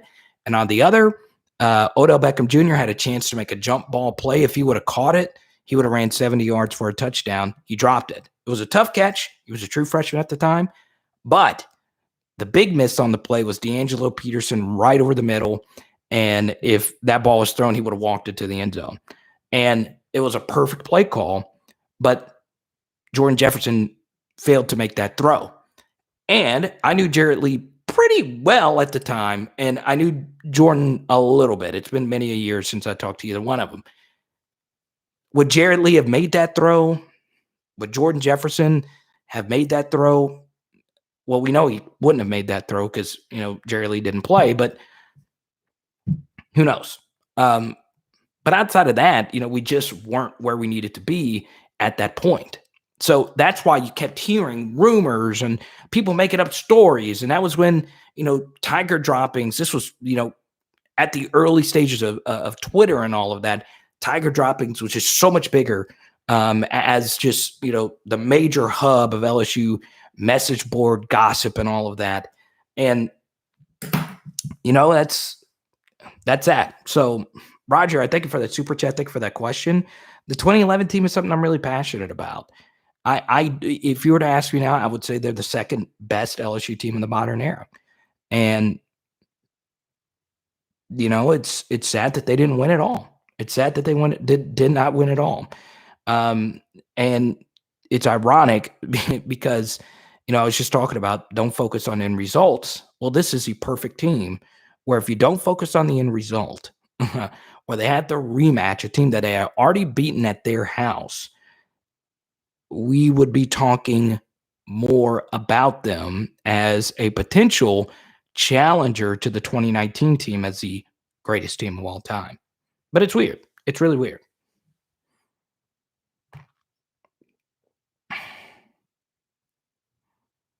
Let's see.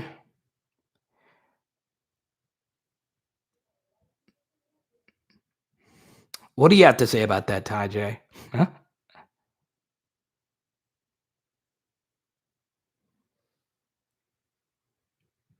Matthew says Jamarcus Russell was better than Dak in college.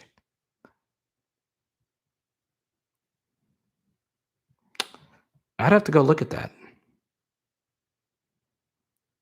Bobby Abear. You know what's funny, Creek? I was sitting right next to Bobby when that happened. Dead serious. Dead serious. I couldn't believe it. I could not believe what was happening.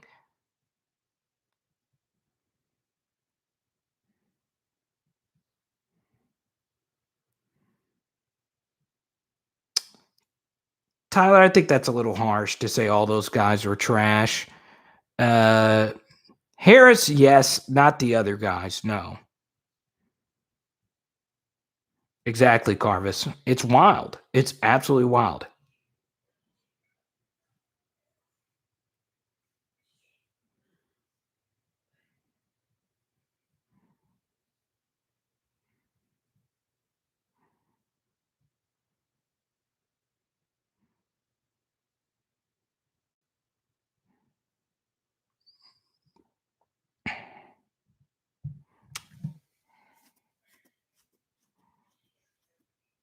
Exactly. How many big throws did Jamarcus Russell make? I mean, just clutch, big time throws. I'm telling you, the Arizona State throw is still uh I still don't know how he made that Arizona State throw to put that ball on a line. Rolling out to his right, rolling out to his left, throwing on his off foot. A missile. That ball, I've never seen a football thrown that distance that hard. And early Doucette making that catch, which shouldn't, if there was replay, thank goodness there was a replay.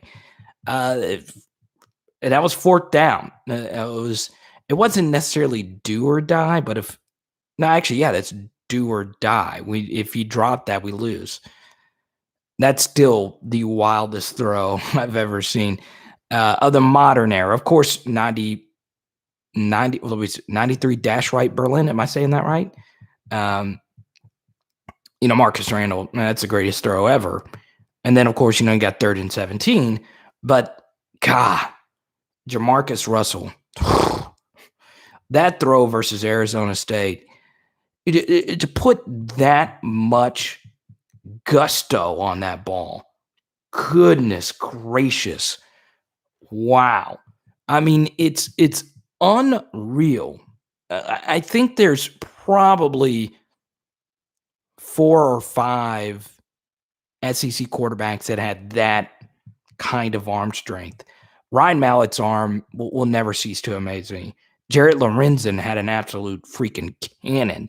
But Jay Russ, that Arizona State throw, goodness gracious. And then the throw to beat Ole Miss. Yeah, he made a few throws in that game. The dude was just uncannily clutch. And it's wild because you would think that guy would be, as clutch as he was, you would think he would have the sharpest laser focus, but he just couldn't stay focused off field. And I was younger at the time, and I remember meeting Chris Mortensen, and Morton was like, dude, Jay Russ was like the best quarterback he had ever seen at a workout. The Sugar Bowl bomb, yeah. Man, that was just, man, he was special. He was really special. Now, is he an all-time great SEC quarterback? No. But he was really good. It was really good. I would, of the championship era, so the 03 era until now, I would put Russell at number 2 behind Joey B, and then, of course, it would be Matt or Flynn after that, and then Etling after that. So that would be your top 5. But God, I mean, Jay Russ, he was a monster from Alabama. Russell Shepard should have been developed better than a QB. Yeah, I mean, look, Russell was another guy I kind of knew in college. I wasn't friends, but we lived in West Campus Apartments. He lived in the same building as I did. Yeah, Russell was a very big personality. Did a lot of recruiting. You remember that time we were getting a lot of 5 stars from Texas. We had gotten Craig Lawson. We had gotten Terrence Tolliver, another 5-star from Texas. So yeah, it was interesting. We got a lot of those guys, and I think Terrence Tolliver, in the grand scheme of things, is really underrated as far as great LSU players. But none of them were never like all SEC level talents. But all 3 of those guys were good teammates, good Tigers, and all 3 of them, made the NFL and played professionally.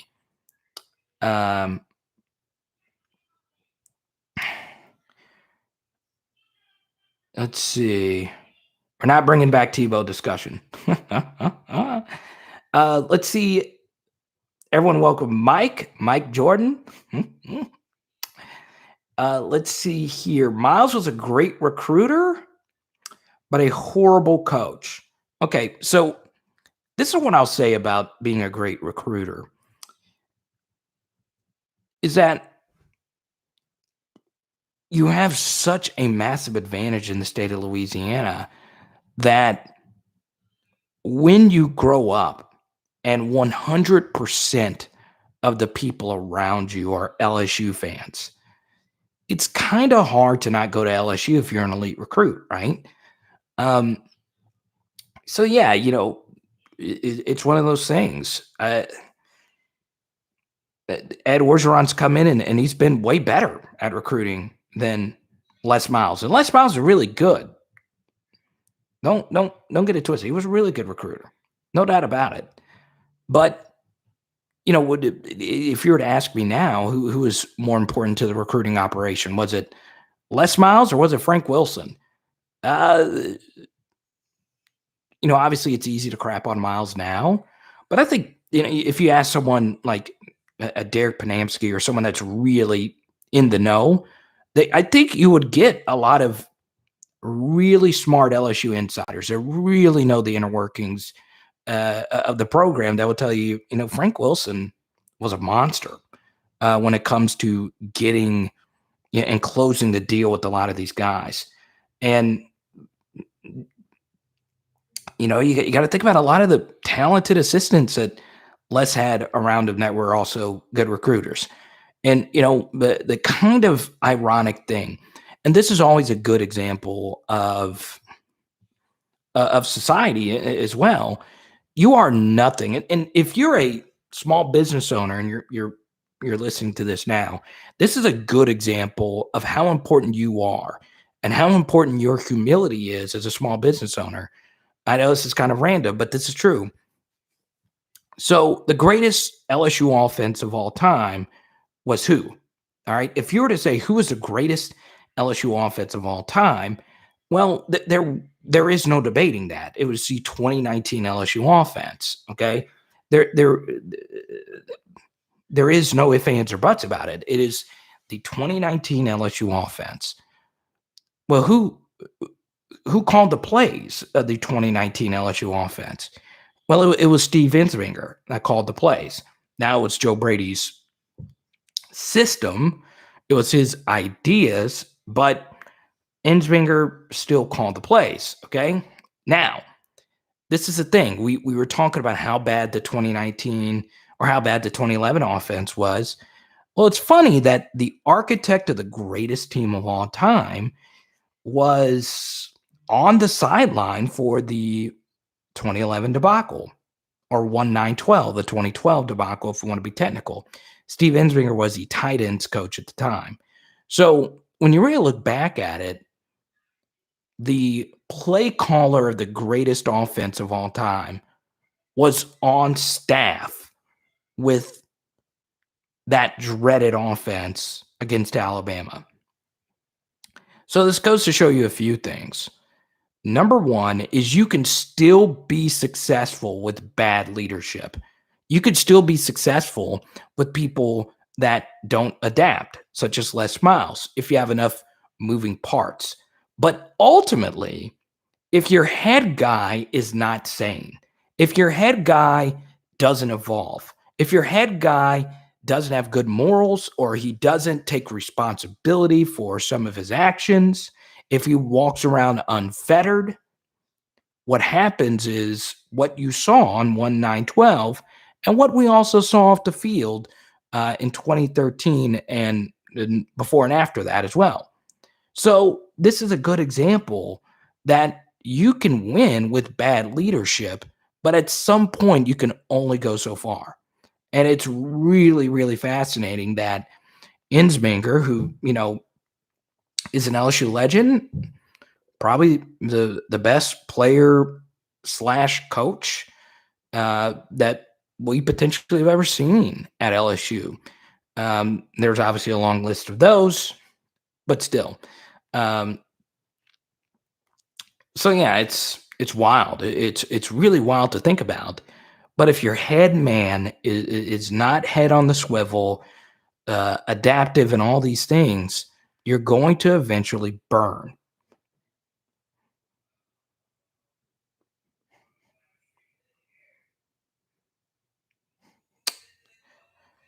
V-Law says, I think Brady was calling more plays than we are led to believe. You might be right about that, V-Law. I mean, they sat right next to each other. So, that's obviously something, Ensminger or Burrow would tell you. I have someone really close to that dynamic that broke it down for me. And the way it was explained to me was that they had a really good symbiosis, and Ensminger was the one who did most of the play calling. Now, I could be wrong about that. Once again, that was just one person's account that I know that was really close to that dynamic. But I could be wrong. How did Ensminger learn the Joe Brady system and then sit there and watch everything change the following year?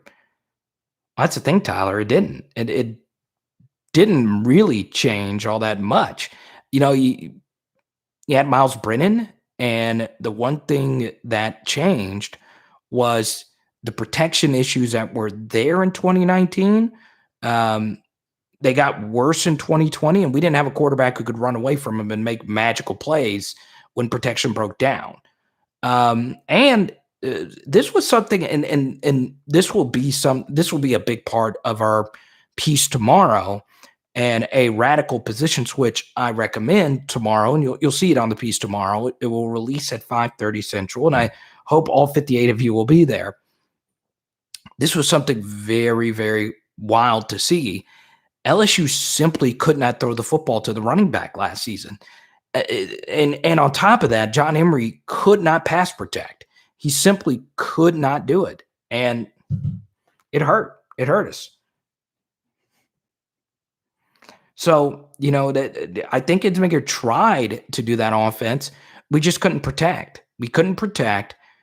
Myles, when you run 5-man protection, sometimes blitzes are going to get home. It's just the truth. And we just didn't have a Burrow back there that could make plays every time, or a Justin Fields, or anyone you want to put there. Tyler says, Carter, they were not running the exact same system. That's my point. They tried to do some of those things, and it just didn't work. It just didn't.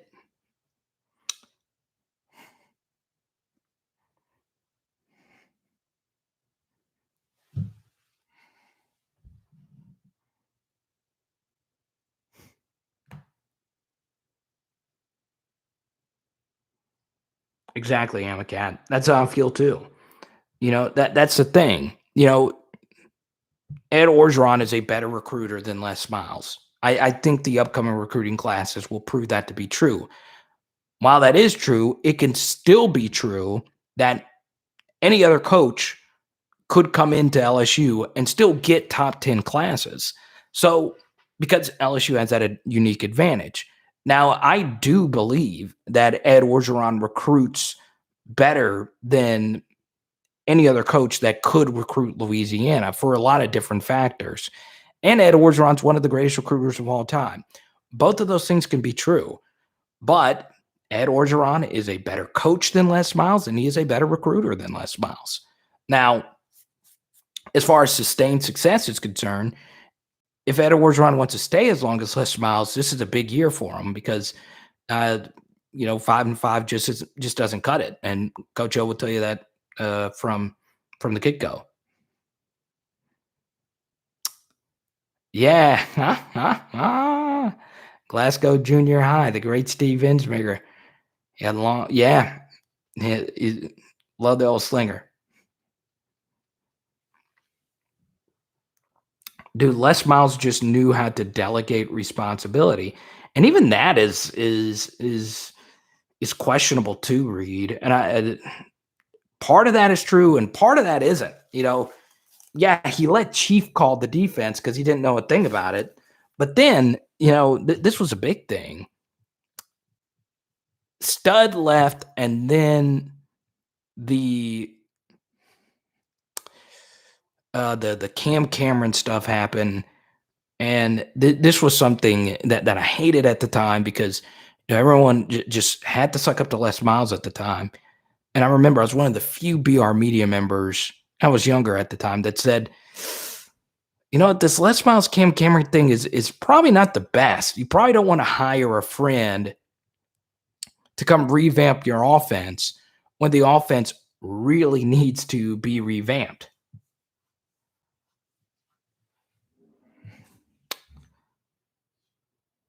Let's see. Carter, do you agree that LSU is the second most successful program of the decade behind Alabama? So the decade would be 2011 to 2021.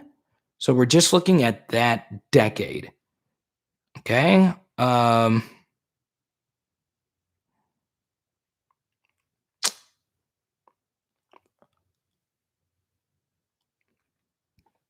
Second best. No, I would say I would say Clemson. I would say Clemson number 2. But it's close. That's really close. I'd have to look at Clemson's results in 2011 and 2012. I'd say Clemson or Ohio State would be the only schools since 2011 that would really have an argument. Oklahoma, maybe. USC is definitely not it. So yeah, I would say, bias me, of course, would say yes. LSU fan me would say we're better than Alabama. But I'm here to be as objective as I possibly can while being a big LSU fan. I'll give.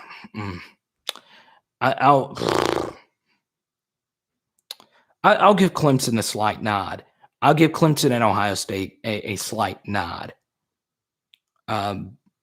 There, but it's slight because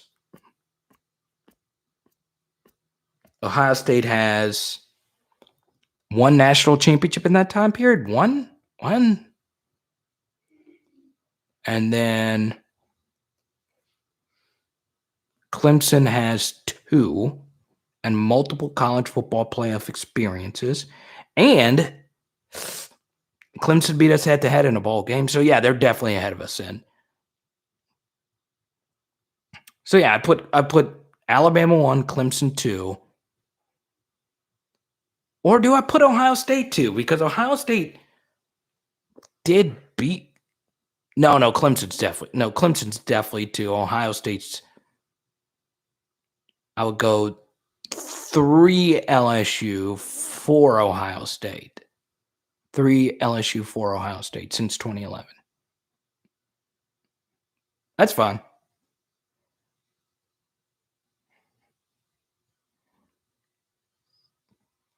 Dude, stop. OSU just had 2 natties since 2001. Now they're just more of one-hit wonders.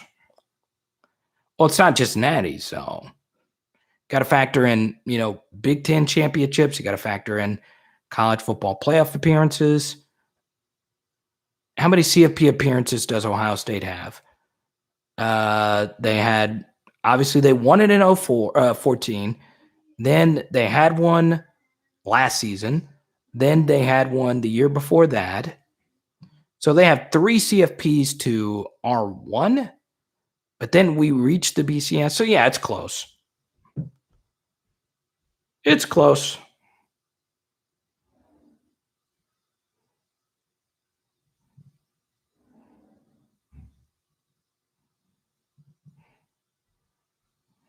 Cliff, I'm looking at what you just sent me here.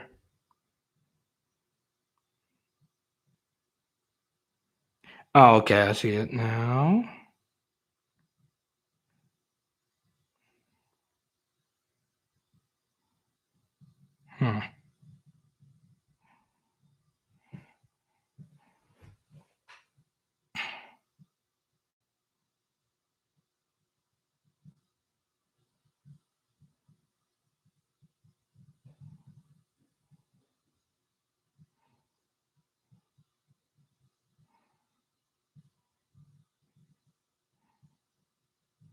I see, bud. That's why Haley just posted on Facebook right here.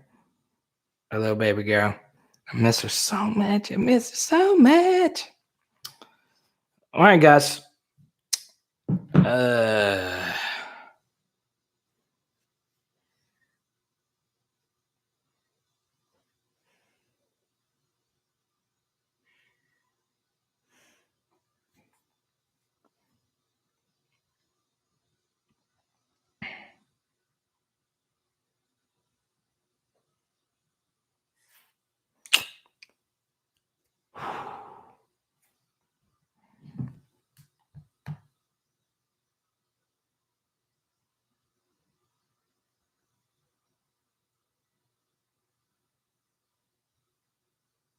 Well, there you go, Steven. I'll see you, man.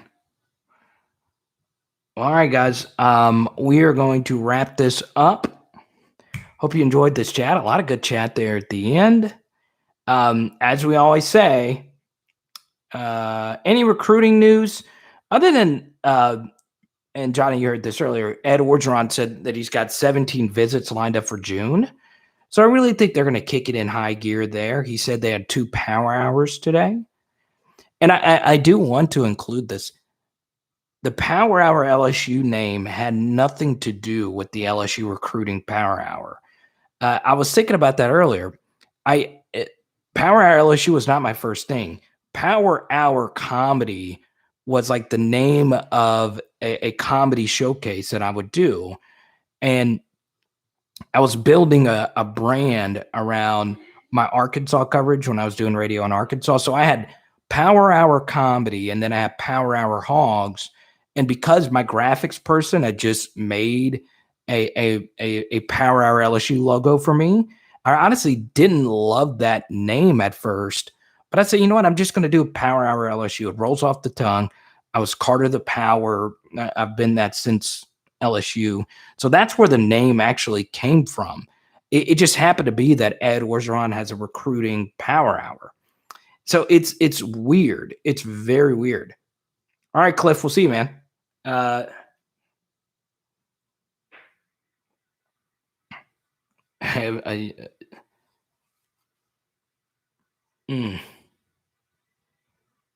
know, Hit Stick. It doesn't make any sense. It doesn't make any sense.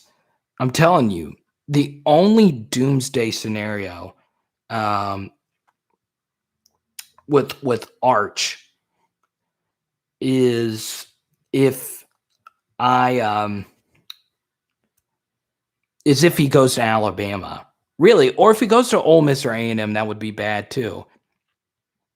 But that is the only doomsday scenario in this situation. If he doesn't go to a school in the West or Florida, no big deal. No big deal, honestly.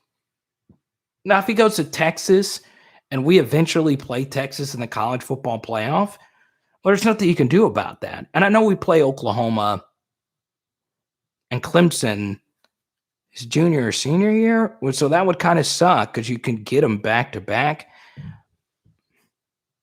But it's not worth it. Now, 10 years ago, we would be freaking out, kind of like we were talking about with Dak, but it's not worth it. It's not worth it.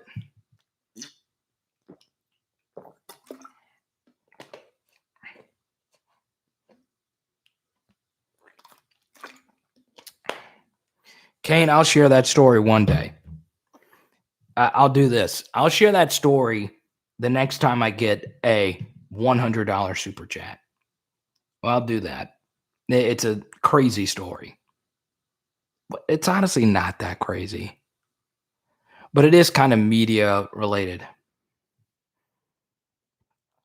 Don't need or want a Manning at LSU. To each their own. I'd love them. But, if I think Walker Howard is as good as I think he is,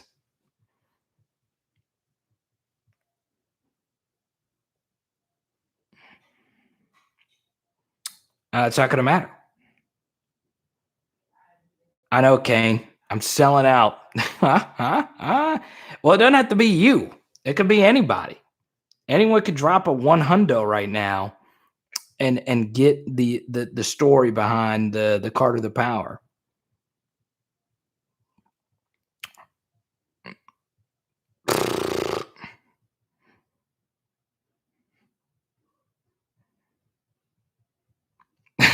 Roger, we don't need that.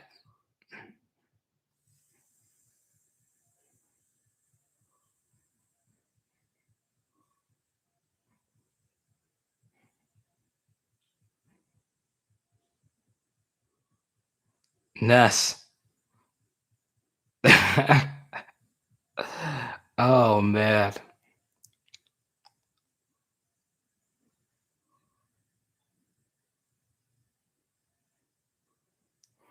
I know hit stick, but this is a thing, there's a Holstein kid and the Richie Collins kid. I mean, how do we not know that those guys aren't ballers?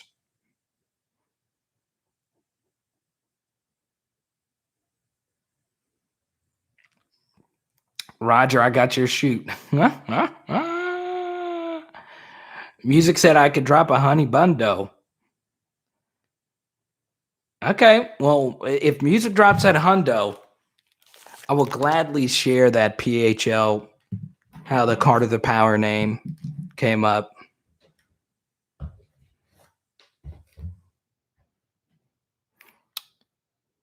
50 of us will give $2. Well, yeah, Haley's ready for me. I can't come in there. Either somebody just knocked on the door or I just heard a really bad thunder. Oh, you're in your bath towel. Stop. What are you doing? Someone knocked on the door. Yeah. Well, just go up there. No thanks. All right. Well, it looks like I gotta check on this intruder. I was like, hey, Haley. We haven't got that desperate yet for super chats. Are you done? No. Are you? Oh. Then why'd you have your headphones off? You were about to run in here and they would have. No, I was not. That's why I cracked the door open, idiot. We're about to wrap up. Well, no, I hadn't started the noodles yet. I was just checking to see if you were done yet. Yeah, go ahead and fire up the noodles. We're wrapping this thing on up. No, shut up. I'll do what I Ooh. Again, we put the deposit down for a new dong, and it's like, oh god.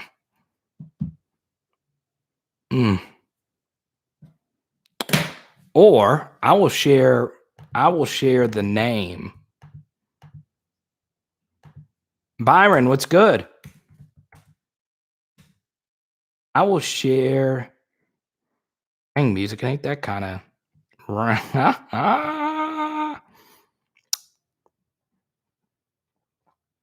Watch the camera.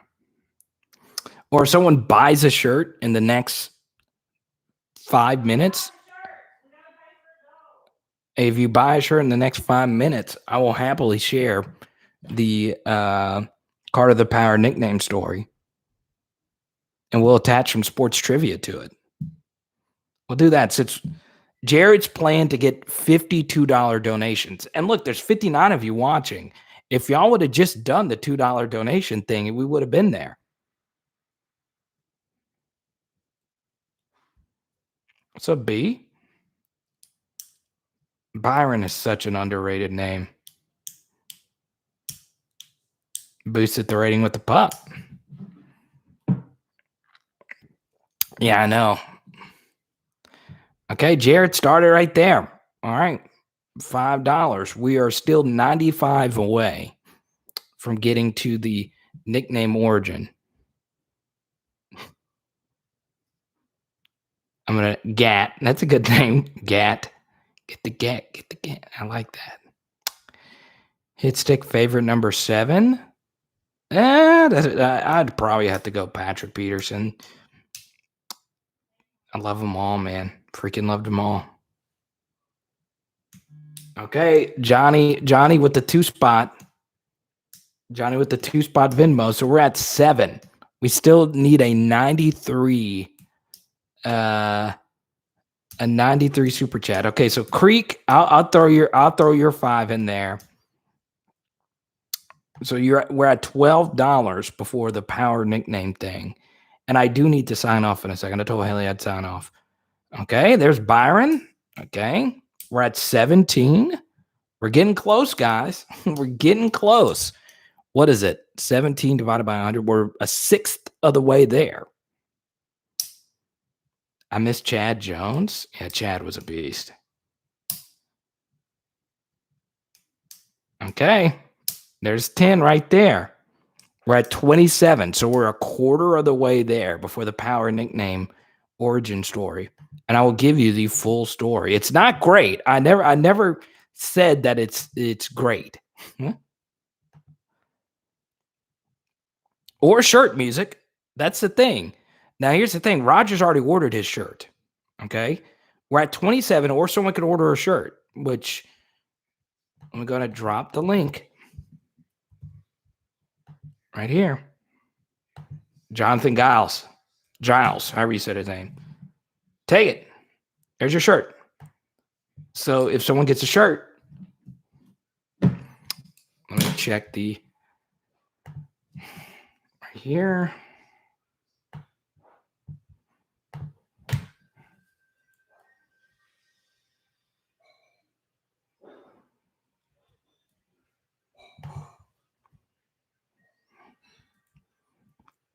We have sold one shirt this cycle.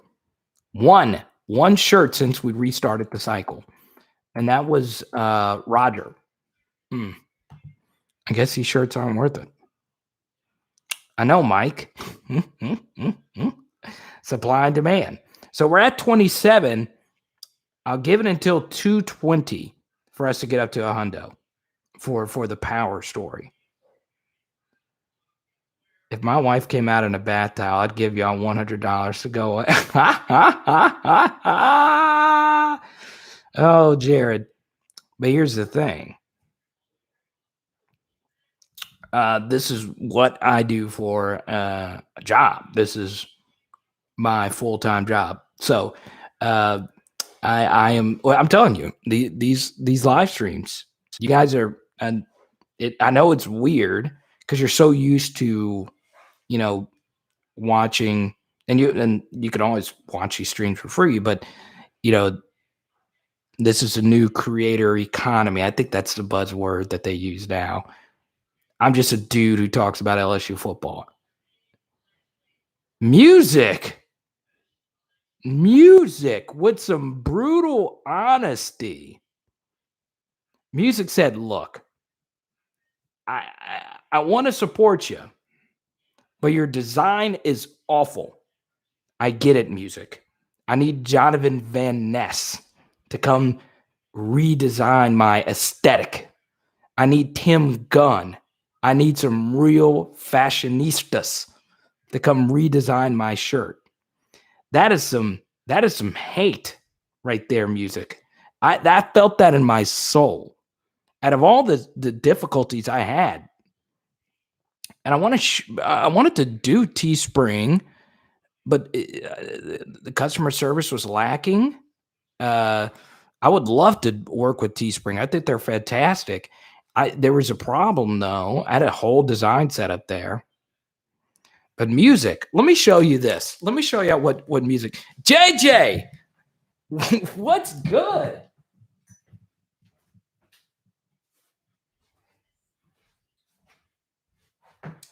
JJ, are you at work tonight? What is so bad about this design, Music? If you're going to say this, look at that. That's a pretty daggum good design. Thank you, Jared. Every video is going to have this right here. Huh?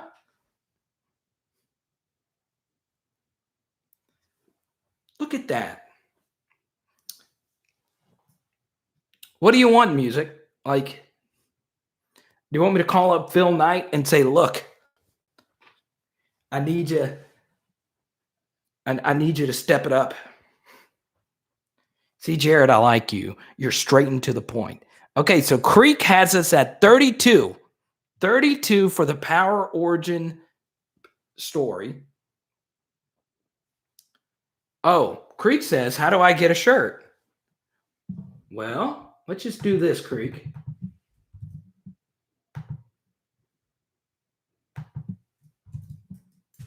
Boom. Thank you, JJ. I appreciate that. JJ, me and Haley are definitely going to come down there. We're going to go have our steak dinner. Boom. Jared, we have a plan for Boog shirts down the road. I know a few of you have requested that. But here's the thing. I was told for the longest, Carter, just put out a shirt and I'll get it. And we've sold some. We've sold some. But we could do better. Who does not? This is elite fabric right here. Now I'm wearing the shirt that Tony, he's not watching tonight, that Tony gave me and made for me. And he just sent it. He had my address because he won a sports card and he just sent it. And Creek, thank you for the super chat. So here's the thing.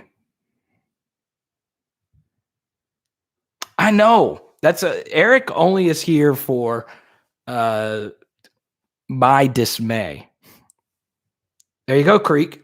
So Creek, all you have to do is click that link right there.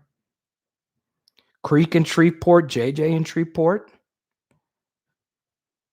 All right, we're at 32. I said I'd go until 220. So I guess we're not going to get the Power Origin name. There you go, Creek.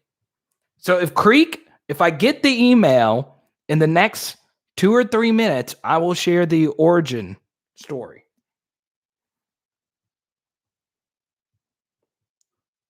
The new Venom? What is Venom? The superhero?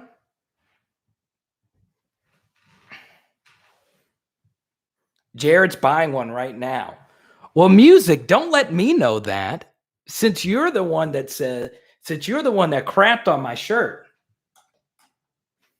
Music said, look, I would buy a shirt, Carter, but your taste in fashion is off. And I understand. I understand, Music. I get it. What kind of name is Music? If you're going to talk bad about my shirts, what kind of name is is music.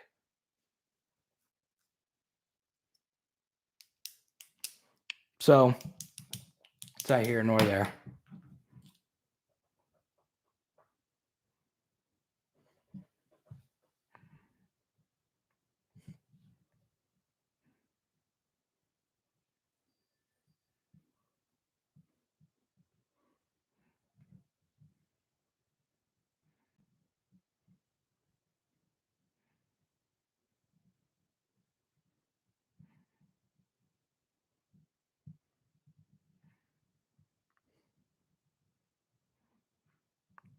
So music is letting me know that Jared bought one. And then I have I just got an email from someone else named Jared complaining about the Stingley video I did earlier. I'm just kidding. Yeah, there actually was someone named Jared. I don't know. This isn't you, Jared. This is a different Jared. Byron, good luck tomorrow morning with whatever you have going on. But no, someone was talking about. Oh, it wasn't. This wasn't a good criticism.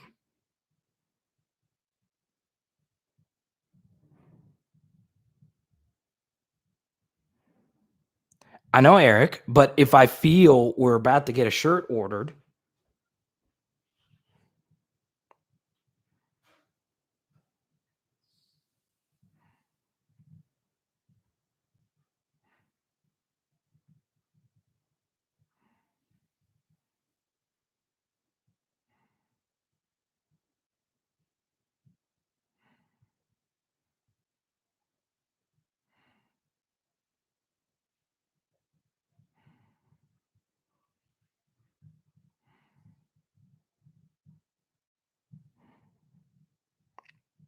Ahmad, what's good?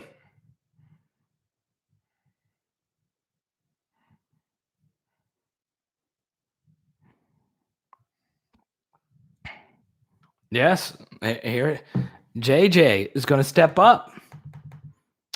That's fine. I feel as if we're getting close to a shirt purchase. But once again, if you're like music and you don't like the design of the shirt, let me know. There's a link right there.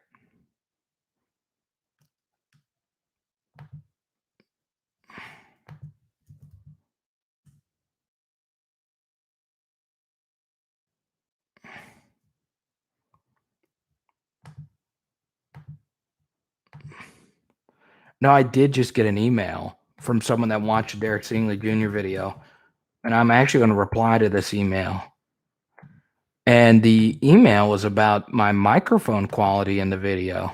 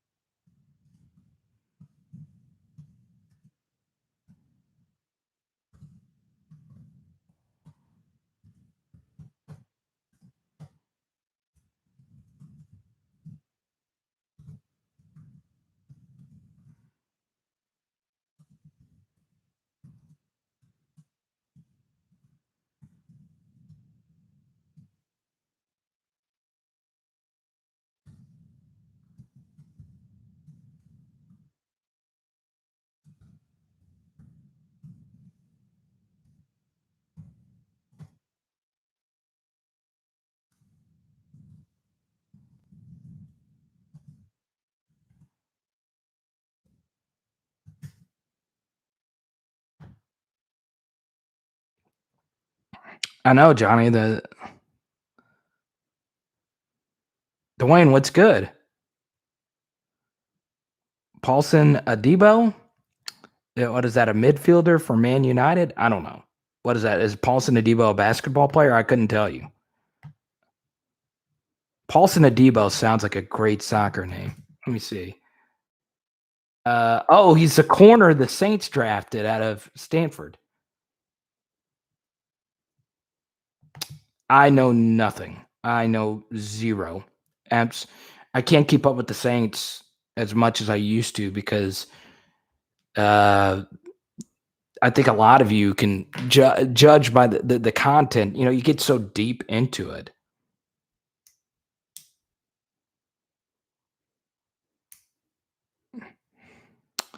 Dang, Mo Funky, that's a deep design. I like that.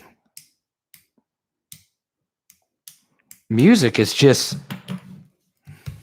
typing away.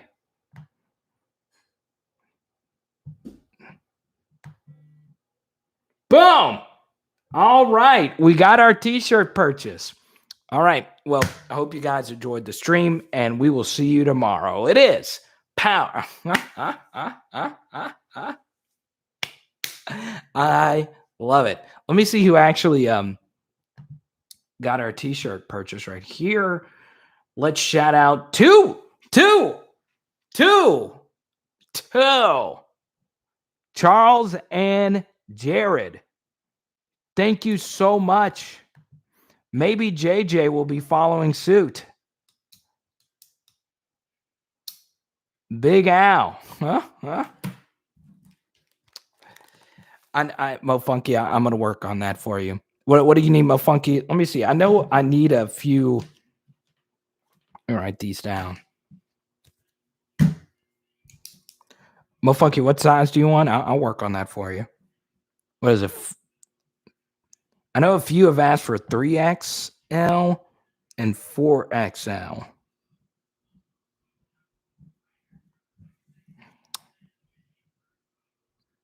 I know JJ works in the hospital, for those that don't know.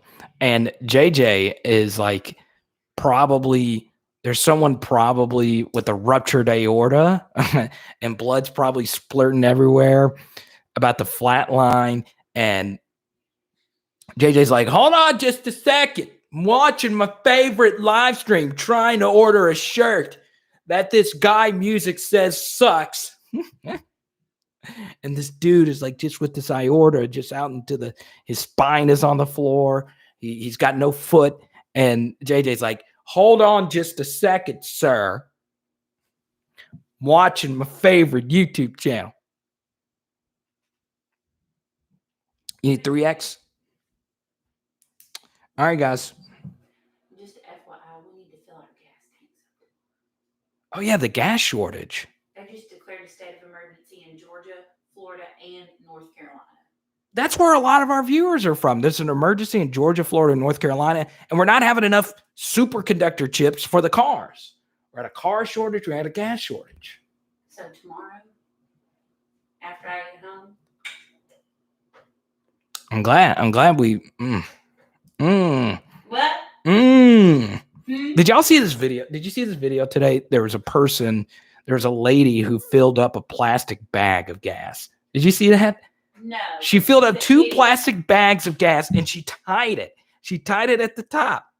What's she gonna do with it? She's gonna keep it. Siphon it into her gas tank? Oh, look, Paris just super chatted. Look at that. Congratulations. And she's graduating on Saturday and she passed Spanish. Good job. The president of the Velvet Taco fan club is Paris. We'll be going to Dallas pretty soon.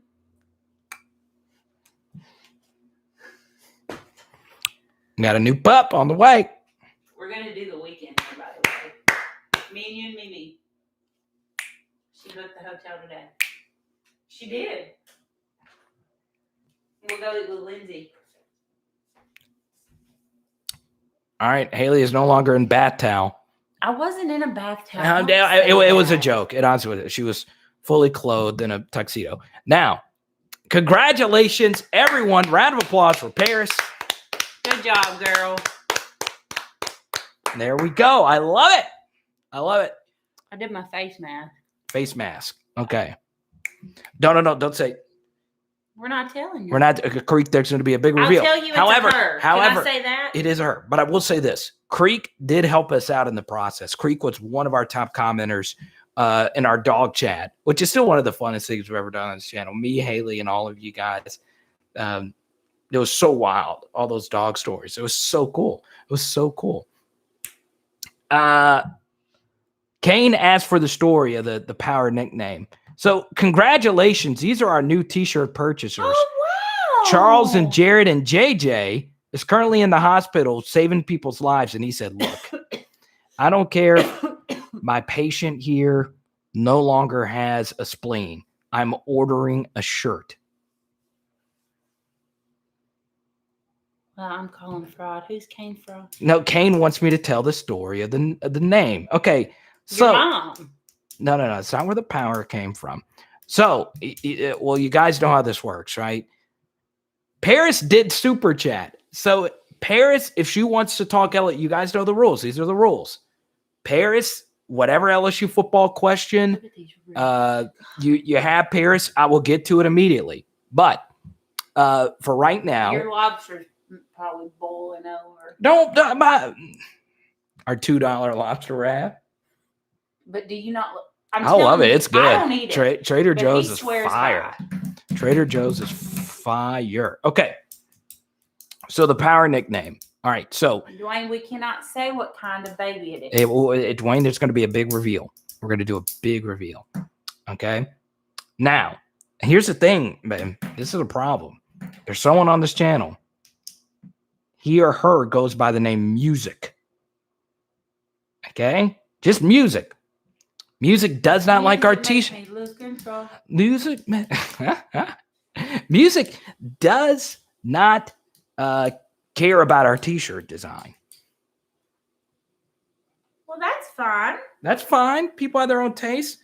I think this t-shirt design is fantastic. Love it. I think it's simple, like Jared said. Come on, Music? You're telling me to come on? You were the one that was trash talking me. Who is Music? I don't know. Now, Music's been a fan of our channel for a long time now. Music. All right. So, how about calling him Y.A. Tittle? That'd be a great name. So, I'm going to answer Paris's question, and I will get to the origin of the name. Because Paris did super chat. You guys know the rules, okay? Please explain how Alabama can get all these players. I don't understand. Paris, I don't get it either. No one has given me a reasonable explanation why Alabama can get all these transfers, okay? They have 29 2021 guys signed after they got the Henry Toto. Don't know how to say his last name. So, I don't know. And Ed Orgeron was talking about this morning, Paris, on the live on his radio spot with Jacob and T-Bob, and he said you should be able, if someone enters the portal, that slot should open yourself up for the portal. But it's crazy, Paris. So I still don't know. I don't. Maybe I'm not, but it's not just money. Because trust me, I would pay for Henry Toto to come play linebacker here. So yeah, and they could still get the JT kid, the 5-star DT. So, Jared's wife said, "You buy another LSU shirt, and I don't buy myself anything." Jared. You want me to make gray shirts? Oh, that'd be good. I like gray. Gray's not bad. He does have deep pockets. So, Affleck. Paris, thank you for your super chat. Hopefully I answered your question. Go get your step bowl. Okay. And even though I didn't answer it well, I'm going to be honest, because I don't know the answer. I don't.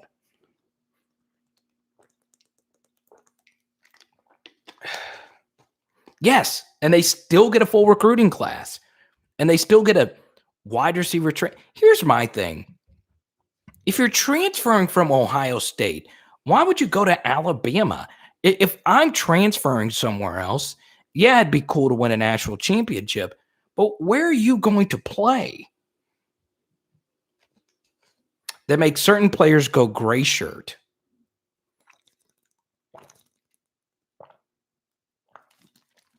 That might be it. Saban is a notorious gray shirter.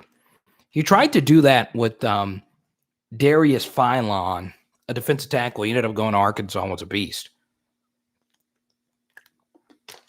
So that could be it. You gray shirt, and then they'll find some other way to pay your scholarship. So what a gray shirt is when you go to a school as a member of that class, but essentially you don't sign on as a scholarship player. You're technically a walk-on, but you'll get a scholarship for the next class. So it's kind of an unofficial term. It's not like red shirt, which is an official term, which means you're on scholarship, but you don't lose a year of eligibility. So that's it. Oh, I thought you guys were asking for gray shirts. No, you were saying gray shirts, but you want gray shirts. Okay. Now, I was going to tell the story, but Paris did super chat, and that's how the rules work. Now, how did the Carter the Power nickname come about? Like I told you, it's not a crazy story, but I will factor in trivia. Okay. Now, the Power is the nickname of the greatest athlete of all time in a certain sport. Okay. There is an athlete whose nickname is the Power. All right.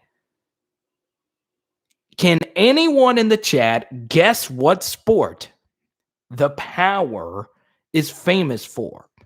Do not Google it. I want to see if you guys could get this. Do not Google. Do not guess. Don't cheat. If you do cheat, I am banning you from the channel. Don't cheat. Just give it a guess.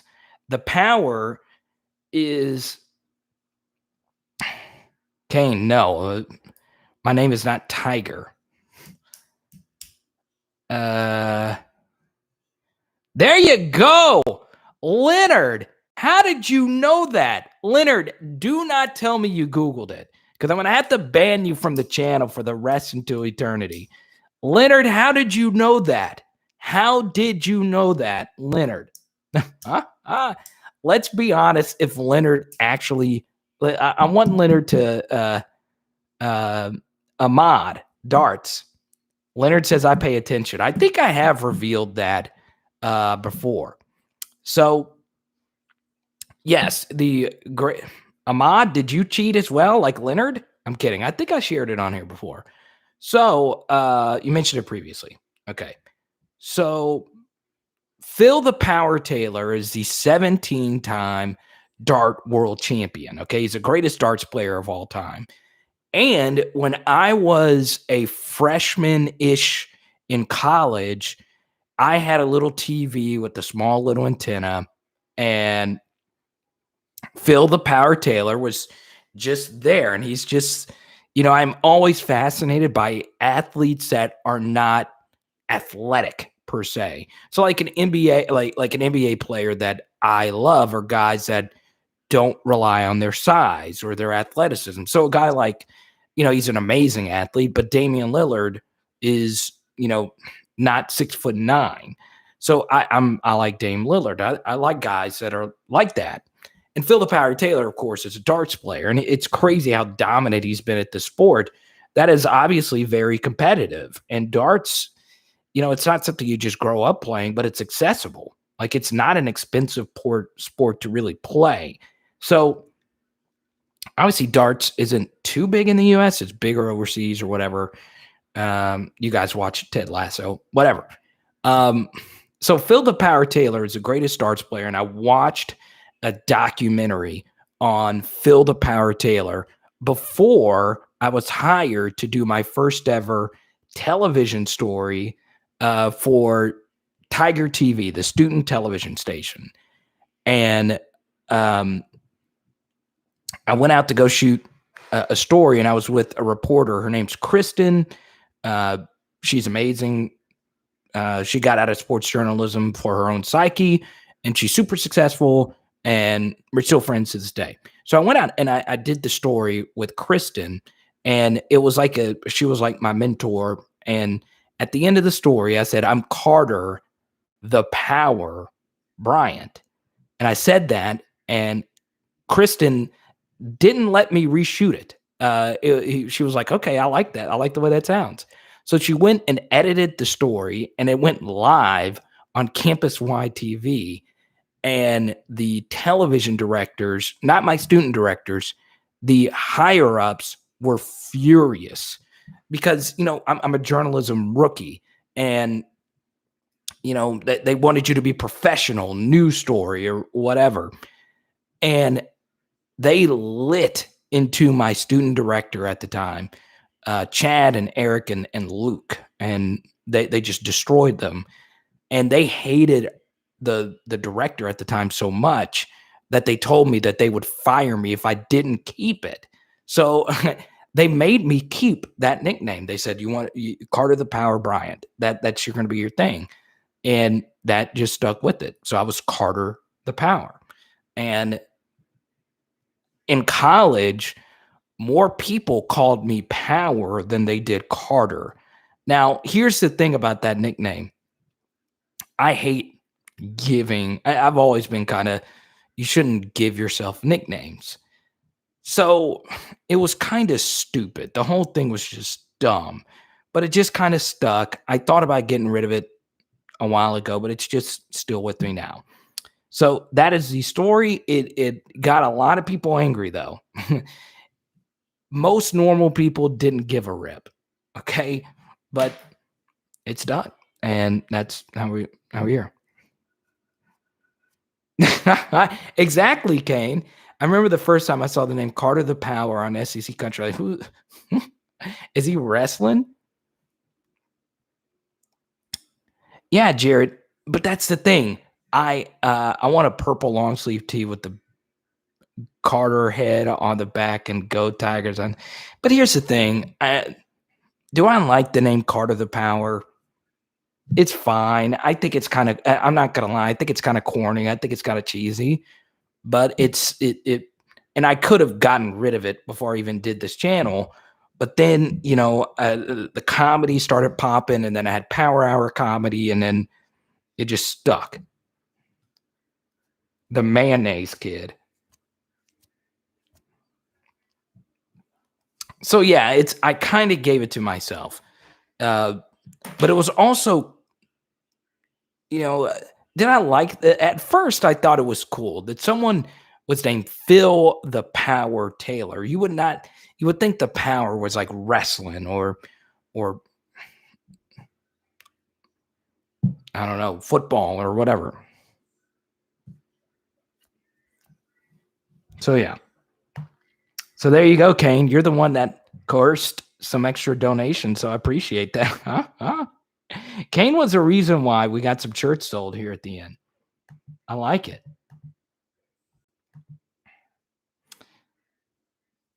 I like it. I like it.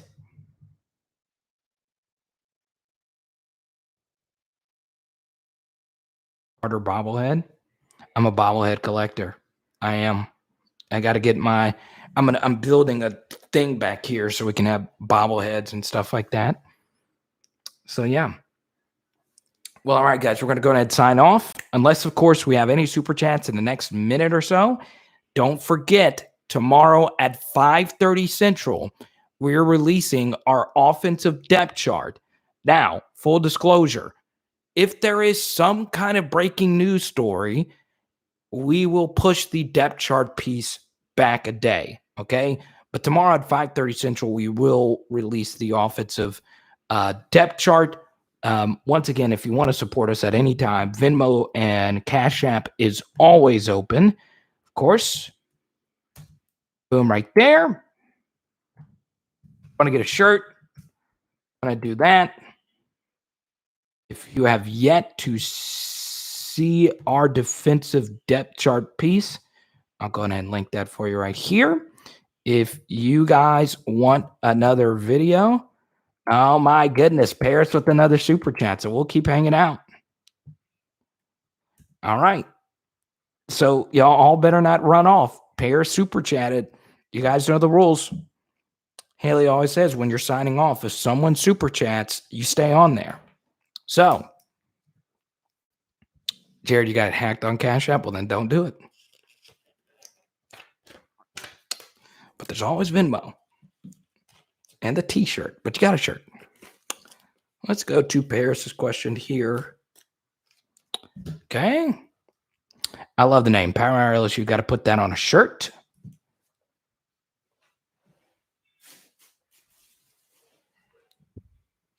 There it is right there. So, Paris, are you saying you'd rather it just say Power Hour LSU? That's something. I'll get with A on that. I'll let her make the call.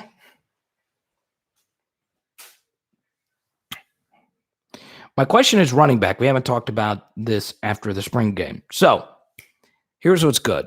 I'm going to here you go, Paris. Boom. You know you want one, Paris. All you got to do is click the link. So I'll probably do at some point like a more basic shirt. Kind of like this one right here. See, this one just says Carter the Power. But you see, this is a one that Tony, one of our viewers, designed this, and he just mailed it to me. So, yeah. So, Paris, you bring up the running back, and what I'm going to do is, because you super chatted, I'm going to give away well, actually, no, I'm not going to do that. So tomorrow I have a radical idea that I want to do with the running back position with LSU next season. So I'll save that for the depth chart piece tomorrow. So this is something I do want to bring up, though. Jake Peetz. So let's talk about Jake Peetz. His first huge break was getting to be a position coach for the Carolina Panthers, right? So he got to be in 2018, he was with Alabama, and then he got back in the NFL in 2019. Now, remember, when Jake Peetz got hired by the Panthers, this was pre-Joe Brady. This was pre-Matt Rule. And this was the early stages of the David Tepper regime. So David Tepper took over as the owner over Jerry Richardson, who had a questionable past, but still, billionaires will be billionaires. That's not what this discussion is about. I wish I was a billionaire, but still, I kind of don't, though. Anyway, I do wish I had more money. Shirts. Anyway, I do think your first ever chance to be a position coach has a huge impact on you. And his running back was Christian McCaffrey. And all the running backs Carolina's had, they're all good receivers out of the backfield. So this is a big thing about the running back position. You saw and I understand it's just practice footage that's released to us, but in nearly every footage that we saw, a lot of the practice footage led with running backs catching the football out of the backfield. I think 4 or 5 practice sessions that were released to the public were quarterbacks throwing passes to the running backs, okay? Here's the thing, though, Paris, that makes this so fascinating to me is that none of the LSU running backs are necessarily great receivers. Look at the SEC last season. Last season, there were 8 SEC running backs that had 24 catches or more in the Southeastern Conference. Now, think about that. That is absolutely wild, okay? Absolutely wild that 8 wide receivers in the running backs in the SEC had 24 catches or more.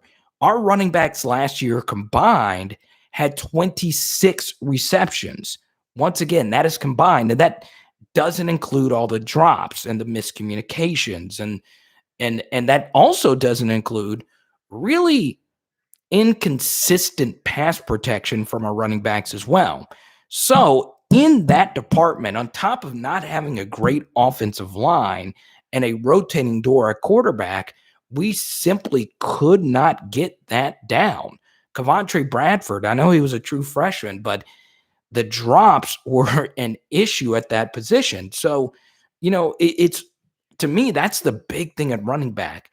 Number one, it's not the old days where you really work in 2 or 3 backs. A lot of teams just have one back and they're the show. Okay. And they catch, they They run, they pass protect, they do it all. I'm not sure if LSU has anyone on the roster that will be great at all those things. I understand TDP and Emory. We're still waiting. In 2019, we had Clyde. 2020, it was the offensive line. This is put up or shut up time for both of them. So we'll see. And I think Ed Orgeron has said that quite a few times. So we'll see what happens. I understand there's a lot of pressure on their shoulders. They're both South Louisiana guys. They both came in with a ton of hype. But yeah, we'll see what happens. Yes, Paris, thank you. Super chats do help immediately. Obviously, if you're ranking, the best way to support, obviously the Venmos and Cash Apps, I do get immediately right into my bank account. The super chats, I don't get 100% of them, but they're still great. They're still awesome, and I like the way it lights up on the screen. But YouTube, you only get you get paid once a month, and it's not until the 21st. So the t-shirts obviously help out as well because I get those payments I think once every 10 or so days. So that obviously helps out. So it's wild. Mason said Cole Taylor coming this year. Well, Mason, I actually watched a good bit of Cole Taylor tape from the Florida and Ole Miss game, and I hope you're right. I really do. His body was not ready for SEC football, though, in this first season. I think out of all the players that played a lot last season, he was the one that was hurt the most, not having the Tommy Moffitt workout. Playing in Colorado where high school football is not really all that competitive. Then you come down to the SEC, completely different culture. You're not really expecting to play. Then the Eric Gilbert thing happened. Then you're going up against full-grown men and trying to block them. He wasn't ready to block, and I don't think he's still ready to block. Obviously, his body is not a normal tight end body. It's a slender 6'7" frame. He also doesn't separate well, and his 50-50 catching ability is still up in the question. So, Cole Taylor to me was always a year 3 guy. And now we need him to be a year 2 guy in a big way. So we'll talk about that tomorrow, Mason, when we release our offensive depth chart tomorrow at 5:30 Central. Oh, Roger. Yeah, thank you. I appreciate that for sure. Let's see. Yeah, Paris. Did someone ask if Paris was a girl? That's interesting. Yes, Paris is indeed a female. And I got to give Paris a lot of credit every time she supports our channel. I really do appreciate it. Haley always asked, was Paris there? Because Haley and Paris had this thing, Velvet Taco. If you guys ever get the opportunity to go to a Velvet Taco, I think they're the best. And I understand there's a lot of good taco joints around the country. And taco joints are a little bit different than like Izzo's or something like that. I don't know. I haven't been to Baton Rouge in over a year now. If there's any like big time taco joints, maybe Creek can tell me something about Shreveport taco joints or JJ. But yeah, Paris, exactly. It's I don't think Jared meant anything bad about it. But look, I'm a big supporter of women in sports. I really am. I was talking about Kristen a little bit earlier when I did the power story. One of my best friends, her name is Tatum, and she is a Fox 11. Is that it in Nashville? Anyway, Tatum's still one of my best friends, and we still talk quite a bit. Yeah, we need more women in sports. We definitely do. Oh, I got a friend named Paris. Oh, you were just throwing out because I said she. Yeah. We need more women in sports. It's still very underrepresented. So yeah, I love having Paris around. I really do. Let's see. Also, on the topic of women in sports, man, I'm not gonna lie. I can listen to Doris Burke talk NBA all day. Like, it's weird, like, how good she is at calling games. If I was ranking my favorite commentators, she is so, like, Bill Raftery is probably my favorite basketball commentator for, like, a game commentator. But Doris Burke is by far the best in the NBA. By far. I just don't understand. Like, I never became a huge Reggie Miller, Chris Webber, uh,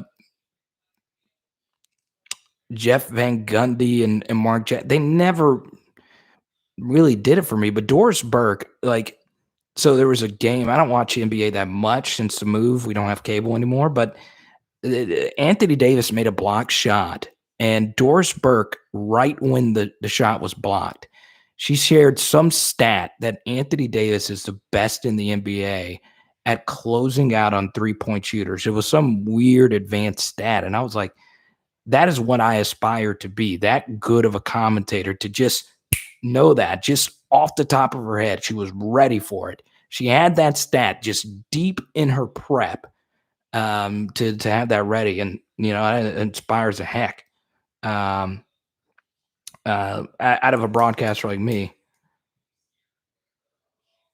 Yeah, exactly, Tyler. It makes no sense. Like, it really doesn't. But yeah, I mean, I love it. I love that. Paris, Roger, Kane, Johnny, all you guys supported me. I really do appreciate it. I really do. Well, yeah. Paris, since the Ohio State championship game. There you go. 07. We were talking about number 7s earlier. Allie Highsmith. Let's go. Well, all right, guys. Blame Kane. Haley, Kane, I'm going to get Haley on you. She's not going to like we ran long. She will like that we got a few extra shirts. So, big announcement on the live stream. If you're just now joining us, we are getting a new dog. I'm kind of excited about it, kind of nervous. So, because Boog was my first dog. And guys, I don't know. This was my second dog. And I wasn't with Boog when she was a baby. So this is like my first time. This is like the first time I'm raising a dog. Kane said, "I'm ready." Huh? I'm telling you, Haley will step up on you. Oh man, I love it. By the way, Kane, I laughed even harder from the other night, and Haley laughed so hard when I shared that Cat Williams story. Every word. Haley was like, no, not every word.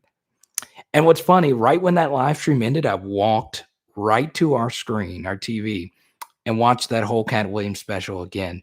It's such an iconic special. And I forgot Lil Jon was in it, Snoop, Andre 3000. That could be my favorite special of all time. It could be my favorite special of all time.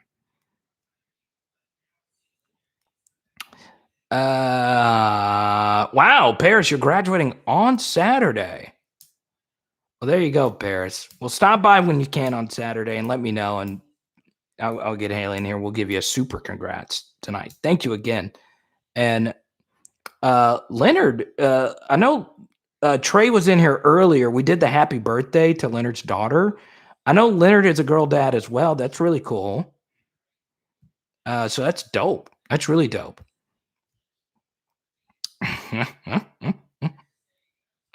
That's cool stuff. That's really cool. All right, guys. It is lobster ravioli tonight. Hopefully, we had that kitchen mess earlier that we had to deal with. It is Power Hour LSU. Boom. Oh, Jared's a girl dad too. That's cool. We'll see you tomorrow, 5:30 Central, for the offensive depth chart. Let's go. Let's go. Boom.